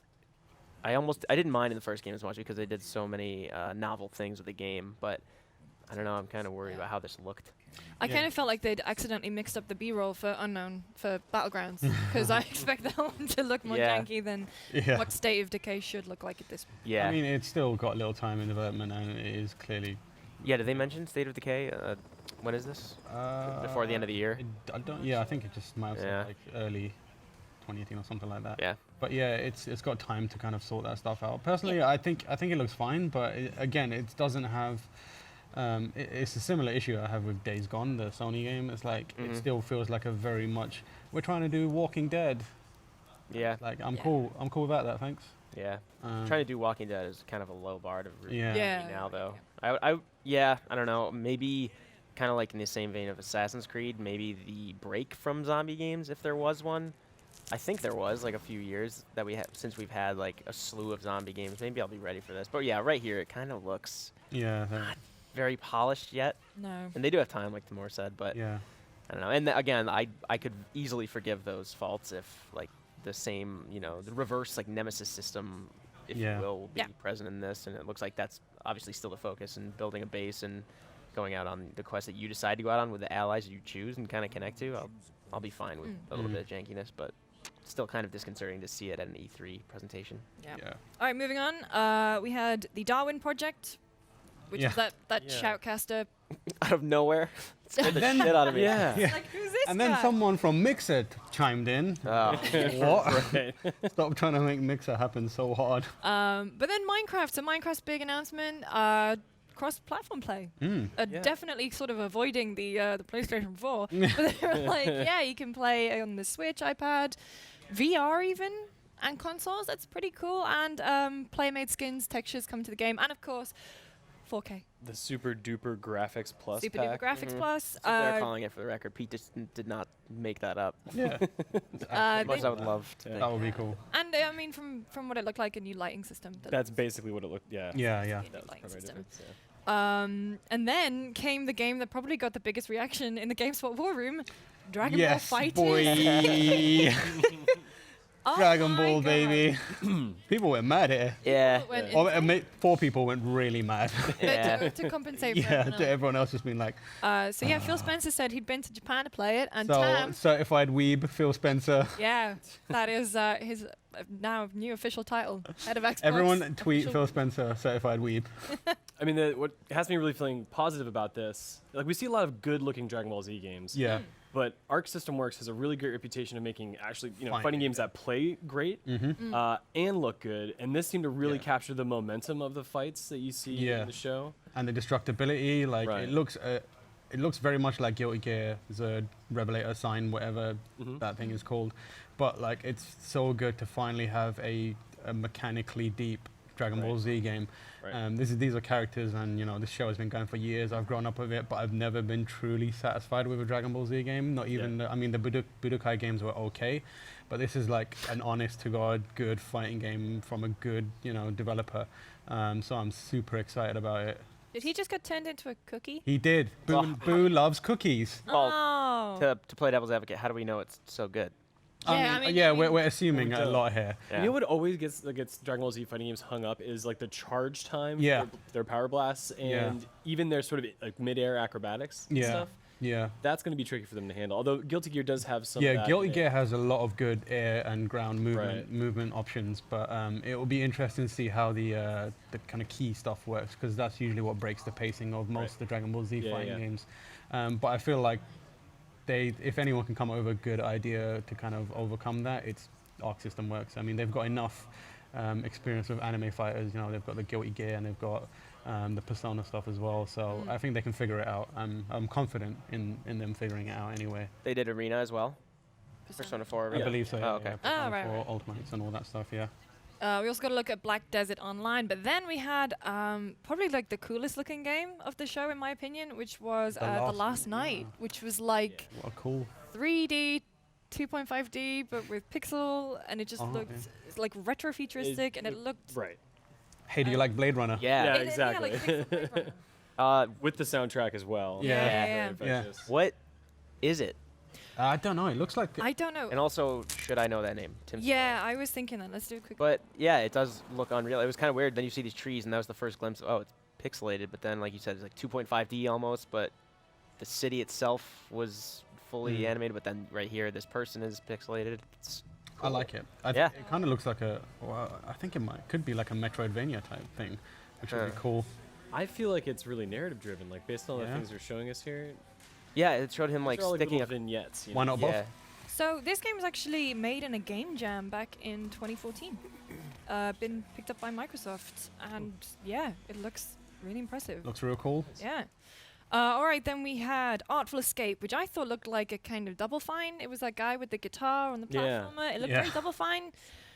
I got a Night in the Woods vibe. Yeah, it was the big eyes. Yeah, and the and kind like of soft flat art style. Yeah. But then he started like platform. It looked like a rhythm platformer for a second, but I don't know if that's what they're going for. It is, very quirky. Yeah. Really leaning into that quirky nature. Yeah. I have no idea what was going on. No. But It's it like Harry Potter. Really cool. It does look like what was it? The one with Broken Elijah Age? Wood. Yeah. Yeah. Oh yeah. Same it does. kind, it has same that, kind of like, movement. And which is interesting. Flailing limbs. Code Vein. So I'm gonna move us on because we have like 30 more games to go. Code Vein. Code Vein. Anime Dark Souls. Anime Dark Souls. Yep. That was that the trailer they've already shown before though? That wasn't No, I new, don't was think it? they've shown all of that before. That was new. No, that was new. Really? Yeah. So yeah, it's like Dark Souls meets Tokyo Ghoul, which is another anime. Looks cool. Namco Bandai currently has quite a big hole where Dark Souls used to be, so desperately trying to fill that bad boy. Well, until Bloodborne 2 gets announced at Sony. because this was announced with, what was it, Prepare to Dine. Do you remember that? Or Prepare to Eat. So they were like, hey guys, do you like Dark Souls? Because we're not going to give you that, but we'll give you something that's vaguely like it. Yeah. They're really leaning into that, and, fair play, whatever. Yeah. Sure, why not? Then getting into the big first party stuff. So Sea of Thieves. I still don't know what that game is. Shared universe I think it's like it's just a quirky pirate sim. Yeah. I like the way that it kind of, first of all, how everyone was eating bananas to get rid of scurvy. But also I like the way they kind of seamlessly went from its PvE into PvP. and also just travel by cannon. Yeah. It seems like one of those cases where maybe like Battlegrounds, weird comparison, but with like 3 good friends that you can have fun with. Yeah. It might hinge too much upon that, but if you could get in the right situation at the right time, it might be fun. I think this demo went on for a little too long. Yeah. But Yeah, I mean, I liked the tone of the there was narration humor to it. for the first 2 minutes. Yeah, there was and then it just kept going. Yeah. It was fun, but then it just went on for a little too long. Yeah. But it seems like a fun game, and I'm definitely interested in. I'm more interested in it now than I was, previously. I think they did hit the rare humor that the developers we known wanted for. from it, But yeah, I don't know. It gave a little more sense of how maybe this discrete mission or treasure hunt might work. But again, I still don't know how like the day-to-day stuff is gonna unfold. But it looks good. We did see the briefest of glimpses of Tacoma with a release date, so August 2nd. If anyone wants to get me that for my birthday, which is the next day. No thanks. But nothing really more from Tacoma. It's just a very, very short trailer. But I guess it's almost out, so. GameSpot itself will have a lot more on Tacoma in the coming weeks. Oh, will we? Yeah. Oh, will Tease we? a little. Interesting. And shit. Wow. And then we had what everyone thought was Conquer. Yeah. It was Lucky's Tale. Like, is that Conquer again? Oh God, no. Right. Lucky. Yeah. I mean, cool. You played Lucky's Tale, right? You reviewed in VR, yeah. VR launch, right? Yeah, so the game that they were showing, similar in concept, but new levels. That didn't look, none of that looked very familiar to me. So, look, they've identified a cute character. They actually have a game world that looks nice and mechanics that work well. It's going to be a basic 3D adventure. I was going to say, I felt like I played this on the PS1. Yeah, but that's not necessarily bad. Some people want it. Back when it was called Klonoa. When you were Pete, when you're playing in VR, did it ever occur to you while you're playing that this would just be better in like a 3D normal screen? Yeah. Yeah. Yeah, because you could definitely tell like there were certain types of puzzles they were going for in VR, which had to do with perspective. Yeah. Platforming was a smaller part of it, and it just seems like a strong character platformer, and it would be better off living in that world rather than in the world of a VR launch game. I'm not quite sure. Like looking at the way it moves, it seems like it looks a bit sluggish. There's something about the way Lucky's moving that I'm not quite sold on yet. Yeah. I'd like my platformers to be a little more pacey. I don't think it's for people looking for a real challenge. I think it's for the younger crowd. Younger kids. Yeah. But I mean, it looks cute and colourful. Yeah. Speaking of cute and colourful, also Cuphead release date. Yeah. September 29th. If anyone wants to get me that for my birthday, it's a few days after. No thanks. We'll trade. Yeah. GameSpot little gift exchange. Yeah, this has been for how long now? It's been showing up at PAXs and E3s and 5 years. I mean, I guess understandably so, kind of that hand-drawn animation must be a labor of love. Wasn't it just going to be boss fights and then they started adding like platforming and stuff in? Now it's hard. Like from every time I've played it, it's really hard. It is really hard. It's like pattern recognition to the craziest degree. Yeah, but I'm excited to finally play that. Yeah, I'm a big fan of finger guns. Yeah. So I'm into this. Crackdown was a bit of a weird reveal for me. I thought they were gonna really go ham on it, but they had the Terry Crews reveal. Yeah, Terry Crews. He took a break not Doomfist. I was gonna say yeah. Not Doomfist, but he. An agent of mayhem. Oh, don't. Oh, don't. Volition just watching this being like, oh god. Oh god. Yeah, it's a little worrisome. That's new, the forward dash in the air, which is nice. But interesting, they didn't show any destructibility off. Yeah. I wonder if they're backing off of that, or yeah, because they didn't really seem to have a great game around that concept. It was almost just like, look how impressive the cloud is in Crackdown. Yeah. So do you think they're actually backing away from that, or just didn't feel like presenting it while they're pimping the Scorpio? I'm just wondering if they're backing away. I feel like, given it was all they could talk about for the longest time, it seems like today would have still been a great opportunity to shout about it, and I feel like maybe they are backing away from it. But I guess we'll find out in the coming months, because it's coming out on November 7th. Yeah. The one small hint toward it was when Terry Crews said, like, you don't have to drop bombs anymore, you can drop buildings. Yeah. Why would they include that? If, I don't know. It could also be like, we're not sure what mode they're showing off here, because it's just like cutting between different characters. If this is the multiplayer mode, maybe it's like, we're not going to have that in multiplayer. Maybe. Or it could be just like, oh, we're not going to have it in single player. Or, it could be just specific to the mode that they're showing off here. Interesting. Yeah, but it would be really interesting if they decided to back away from it. Yeah. We also had a kind of like supercut of all the ID at Xbox games. kind of interesting ones like Surviving Mars, Path of Exile, Fable. God rest its soul. It's interesting to see Path of Exile. I've been playing that a little bit on PC over the past couple of years, on and off. Riverbond, Hello Neighbor, and Conan Exiles. Conan Exiles, yeah. But they didn't really get much screen time at all. No. Nope. Just kind of, hey, these games are still coming. Probably because if you play enough Conan, then you're eventually going to see genitalia. Then we had like another one that we kept calling like a Dark Soulsian, which was Ashen. Ashen 1.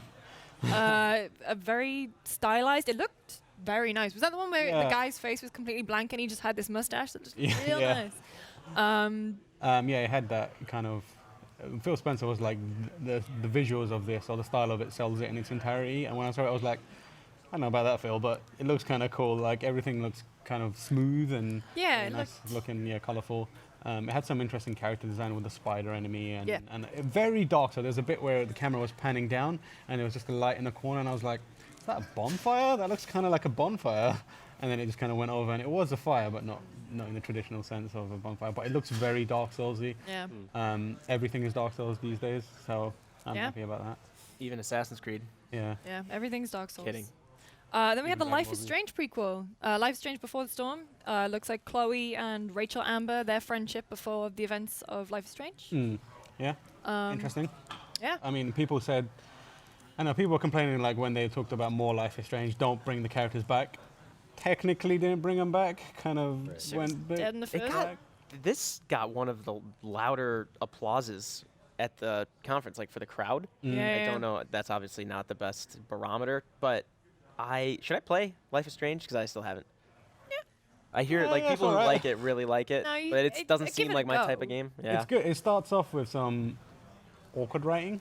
And then it kind of smooths out and becomes a bit better. And it's just like if you enjoy the themes and if you were once a young angsty girl, then you'll enjoy it. And no, the way it hits some of the themes. I mean, we're not going to spend the whole time talking about Life is Strange, but some of the stuff that it tackles is very well done, heavy, as well. Interesting. But yeah, so this is quite interesting because this is all the stuff that you hear about in the first game, and you actually get to experience it. Like here, Chloe's dad dying, which is a big part of that game. Yeah. Hope they bring back that creepy janitor who looks after the squirrel. Oh, the creepy He's my janitor. hero. Bring him back. He should be the big bad. He should be inside that twister or whatever it is that is bearing down on Arcadia. It's just him spinning in there. And then what I thought was quite interesting was the fact that at the beginning when they had that like sort of pre-roll where they had all the big games, there was a lot of Shadow of War in there. Yep. Yeah. Instead of like their own games. Right. Yeah. But yeah, the Shadow of War had another good show. Upgraded Nemesis Nemesis system. That orc had the best banter in this conference. He was incredible. I was talking to Pete while it was going on. His name was Bruce. Yeah, but Michael DePlatter, when the creative director on stage said Bruce, it sounded like. But then that jogged my memory. He sounded weirdly like Bruce the shark from Finding Nemo, and I know that might be a stretch, but it was too similar. It was uncanny, and I'm wondering if that was intentional. Like his banter was so good. I was like, just get rid of Talion, make him the main character. There's that bit where he's like popping you with his cheek. Yeah, that got me. I was like, yep. To be honest, Italian has the least amount of bands. Because Celebrimbor was the. Yeah. There he is, Bruce. What a guy. What a guy. Look Fish off friends. The thing I'm worried about this game is when you meet like a nemesis orc or something, and they were talking about that other guy, what was his name, like the Machine Man or whatever it was. It's like called. a cyborg orc at the end. He grabbed Talion and then literally proceeded to give him his life story. It went on for like a full minute. And then this happened, and then I brushed my teeth, and then I had cornflakes, and then I came outside to find you, but then I stopped at a shop to get some milk. And I was like, all right, man, get on with it. Like, it really sucked the tension out of that moment. I hope it doesn't do that all the time. Yeah, that's the bit that I found annoying. Like, I'm replaying the first game in a minute, and it just having, like, being in the middle of a battle, and it goes, Ranger! Let me tell you my life story. But what I actually tweeted about this when it was going on, the thing that I really liked that they showed a lot of, obviously, in this showing, was that the humor is still there, because everything so far has been so po-faced, whereas you kind of forget that Shadow of Mordor was a really funny game. Like, Ratbag. Ratbag. It's like, what a guy. Ratbag was great. So I'm really, really glad that they're keeping up. Yeah, should be fun. I like it. Interestingly, this was the time that I had to go to the loo because this was a long briefing. Yeah, it was a nice long briefing. Yeah. And then we had an Ori 2. Yeah. Yeah. I was very worried when they brought the piano out on stage. Yeah. I thought, oh god, we're going to get a song. Yeah. And then it just kind of like zoomed into the screen, and damn, this looks good. It's such a beautiful looking game. I'm excited for more Ori. It's one of my favorite Metroidvanias, as they call them. Yeah. That frog is massive, but if you licked it, you'd get well high. For sure. I really loved how gorgeous the game was, juxtaposed against how difficult the first one was. And I'm assuming they're gonna make this one just as difficult in those time sections when you're escaping and whatnot. I wonder if they'll bring things like that back. But Ori and the Blind Forest was one of my favorite games. 2015 or 14? 14, yeah. It had some really interesting, like the movement mechanic, the kind of like jumping, catapulting yourself from point to point. That was my favorite. It was really, really exhilarating, which is what I didn't expect from it. It's such a calm game for most of it, and then you have these moments of like tension and like exhilaration in trying to get out of areas. I hope they kind of have more of that stuff here, as well as and there's an owl. Owl is back. But yeah, Ori 2. Ori and the Will of the Wisp. Will of the Wisp. Ori and the Wind. Then we had like weirdly the biggest cheer of the night. From watching the stream, it seemed like the biggest cheer came from OG Xbox backwards compatibility. Yeah, it's pretty surprising, honestly. It was weird. Like, they mentioned backwards compatibility earlier in the press conference, and then I thought he was hinting at that, but then they backed off. I was like, oh, never mind. But yeah, Pete, you were wondering if like the discs will work. Yeah, because I still have some original Xbox games. I would love to just put those right in there and function. I can't think of a reason why technically it shouldn't work. Yeah, I mean, if they're working on the emulation software. Right. Well, so the one reason I think they might limit it, though, is the fact that the Xbox 360 backwards compatibility was a bit rocky. Yeah. Where a lot of times you get a game that would work more often than not, but when it didn't work, some games you couldn't actually finish, right? And other games were just like things would look corrupted or sound awful. So they might not want to just let that be the case. So they might just release games like one by one, sort of like, or enable them one by one as they're, quote unquote, ready. Yeah. But what would be awesome if it was just wide open and it all worked and I could just put in my discs and download games. That would be awesome. Yeah. They've got to figure out a better way to. Because I remember I really went through a phase of wanting to play Mass Effect again, and I didn't have my disc. And in order to download it, I had to do it on the Xbox Store on my PC for it to appear in my library. They need to have that system more streamlined, I think. Yeah. I think everyone talks about wanting backwards compatibility, but it's one of those things where it seems like once they have it, it's like, okay, cool. And then they move on to being like, we want this now.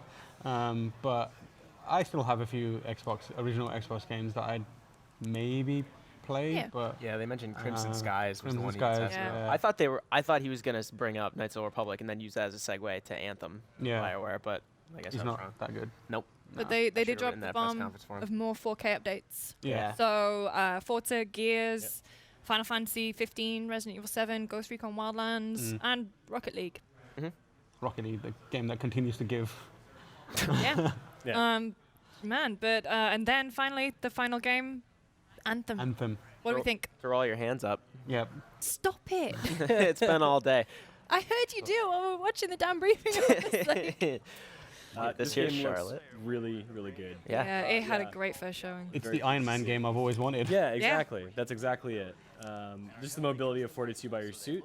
And man, like when walking through that market at one point, it just looked incredible. Yeah, it had like, I'm amazed of the kind of, I guess, the cultural touchstones that it seemed like it was putting in together. So like we said, Iron Man, when you were walking through that market, it kind of felt Star Wars-y at the same time, and it felt like Jurassic Park in a weird kind of way. It felt like Horizon a bit. Yeah. Where, kind of like this lush world and animals that look strange and alien. And the idea of the suits having like distinct classes and that being like a mechanical thing, slightly reminiscent of Titanfall in a way, or just Tony Stark's array of various items. Yeah. I mean, this is straight up Iron Man right now. Yeah. And there's bits later where with the missiles where it's straight up a scene from the first Iron Man. The mortars. The mortar, and then the loads of smaller missiles that target loads of enemies. I was like, man, this is the navigation. Seems really appealing. Just that like kind of sky, like falling through the sky with your jetpack, but like it obviously the Destiny kind of vibe of different classes. Like this is a ranger, I think, and then the other guy was using a Colossus, if I'm not mistaken. But yeah, I like the idea of, I'm sure there's at least one more class, maybe two, that you can actually bring on co-op missions with. This was really cool, going underwater. Yeah, going straight into Yeah. Yeah. This world looks massive. Yeah, it does. And I'm like, how many of them are there? How many of them can there be? They showed a lot more than I thought they would, honestly. I was Yeah. pleasantly surprised with this demo. Yeah, I think you look at, well, so yeah, is this supposed to be like an Interstellar or something like that? Like, I know at the end he like flew into like a he weird, flew into like looks like a wormhole or something. Right. Yeah. So yeah, I mean, maybe it's still be like, you know, a few planets limited to that system. In a way. Yeah. But it does. I mean, like, I want to see more of the story, because that's the thing that I love about BioWare games, right? They create these rich, really broad worlds for you to lose yourself in, and I want more of that, and like characters and stuff like that. I'm hoping they still have those things, because I know it's possible to do that. Games like Destiny show that you can build some characters that are engaging and memorable. But I mean, generally, there's not that many of them, not on the same level as something like Mass Effect or you know, any other, even KOTOR or something like that. So I'm hoping that they have built loads of like really. I need like a Morden, for example, a character to really fall in love with again, and or like, you know, a Rex. I need that kind of stuff from BioWare. I saw a lot of people saying that this reveal was very reminiscent of the Division's first gameplay reveal. Like the way that they had people dropping in. I love the woman who sounded like Daria, by the way. Yeah. Like, hi everyone. Hey everyone. Really excited to be here. But I agree with you in that I really hope that it manages to balance not only being a fun, like co-op multiplayer game, but also having that human touch, that human element, to kind of keep me invested in it.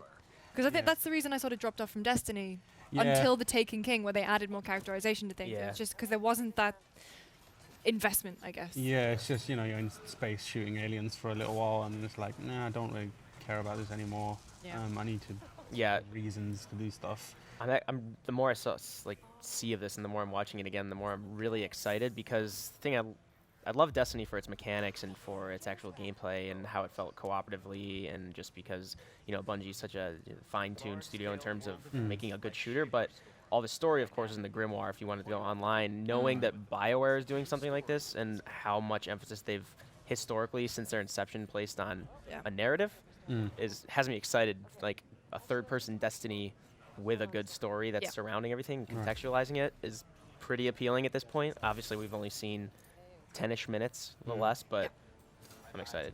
I like that they did the loot box opening animation directly on the screen. So then here, one more thing. This character right there that just jumped looks like a different class than everybody else. Has like a cloak on them, assuming that's not just an aesthetic thing for their character. So, and showing 4 people, you know, implies maybe there's 4 classes, I would assume. I don't know. But yeah, I love mechs and exosuits and BioWare, so. I like that you've got like a rocket-powered run as well as a boost. Yeah. It's cool. And that's coming out next year. But guys, overall, what are your thoughts on Scorpio? I'm interested in it. I'm gonna buy it. I think the price for me is, as someone who, you know, obsessively buys this stuff, whether, you know, regardless. How many GameCubes do you have? I have 9 GameCubes. Mate, are you serious? I've got an orange one. This is a thing? You're serious? Sweet. Didn't those not come out in the UK? I got one. You just carry that to work in like a suitcase? I've hollowed them out and I use them as my lunchbox. I was gonna say, you just put your lunch in there. That's perfect. So like I'll buy it, but I feel like I don't know if they sold it to the wider, you know, gaming audience as well as they would need to kind of have uptick on it really quickly. I think the lack of first-party games is a real hindrance. I know they don't want to split their bases and all that kind of stuff, but they needed one big game to come out and be like, boom, look at this. They had Forza. I don't think the broader gaming audience can get what they want out of a racing game, simulation games. Racing simulation games have looked good. They always look good. You need something fresh, new, and exciting. And like, fair play to Microsoft. They had a lot of good games. They had Metro and, you know, Anthem, a lot of good-looking games. But I feel like they needed a kind of like put their flag down, Halo, Gears, something like that, or something brand new, Microsoft Studios. At the moment, they're saying we've got a bunch of games that will also be available other places. They keep saying exclusive, but being very vague about that term. What does exclusive mean? Is it a timed exclusive? Is it outright console exclusive? Do you have one piece of DLC? They didn't specify that. And I think that right now, if I was kind of not an obsessive console buyer, I'd be like, okay, it looks cool, but $500, £500 right now when I've got a perfectly fine PS4, PS4 Pro, or Xbox One, and you keep telling me that everything works on everything. Right. Like, you've shown me no advantage. You've provided an option, an expensive option. I don't know, man. I think it's going to be a great piece of hardware, but I don't know if it's an essential piece of hardware. Yeah. I think you nailed it, especially if you have a PC as well, if you're someone who's playing a lot of this stuff, because a lot of the things, were quoted as exclusive, were also pitched as Windows 10 games. Yeah. So if you've already got a PSP and a PlayStation 4, and sure, even an Xbox, you're going to be set pretty much. But it's a beautiful console. Yeah. Yeah. Yeah. It looks nice. I'm not really one for like how the console looks, but I was like, yeah, that looks nice. I can see that in my living room. It's got that hot Dragon Ball Z game as well. Oh God. Waves. Mike, what do you think? I'm still really unclear on which games were, like Timur said, actual exclusives, which were timed exclusives, which I can just play on my existing Xbox One or PS4 Pro or something. I think the price is fair, and I think I do want to get one now that I've seen it. Outside of the X, I actually thought Microsoft had a really good conference in general. I like that they seem to go just game. They brought on a few people to talk about the games. I wish those casters didn't come on. Maybe I would be more excited about the Darwin project. And then someone from Mixer chimed in. Yeah, I didn't like the focus on Mixer, but all in all, I was actually pleasantly surprised. 42 games they showed, and it sounded like exhausting at the beginning, but once I just kept seeing them. But yeah, I'm coming away from it just being more excited for Anthem and for Metro Exodus especially. But going back to your question about the Scorpio, or sorry, the Xbox One X. It's difficult to go back. I was just thinking of I'm excited for it. I would, like you said, I would love to see more exclusives announced, like first party, but I think this is definitely a good start. All right, well, that was it for the Xbox One X. Oh, don't say Scorpio or S. It's difficult to say. Xbox One X reveal. Make sure you join us here again at 8:30 Pacific time for the Bethesda pre-show conference chat, I guess you'd call it. We'll be doing the Bethesda pre-show for their press conference that starts at 9. And of course, keep your eyes peeled to GameSpot.com, YouTube.com/GameSpot, TwitchTV.com/GameSpot, TwitchTV.com? Twitch. And then someone from Mixer chimed in. We'll see you then.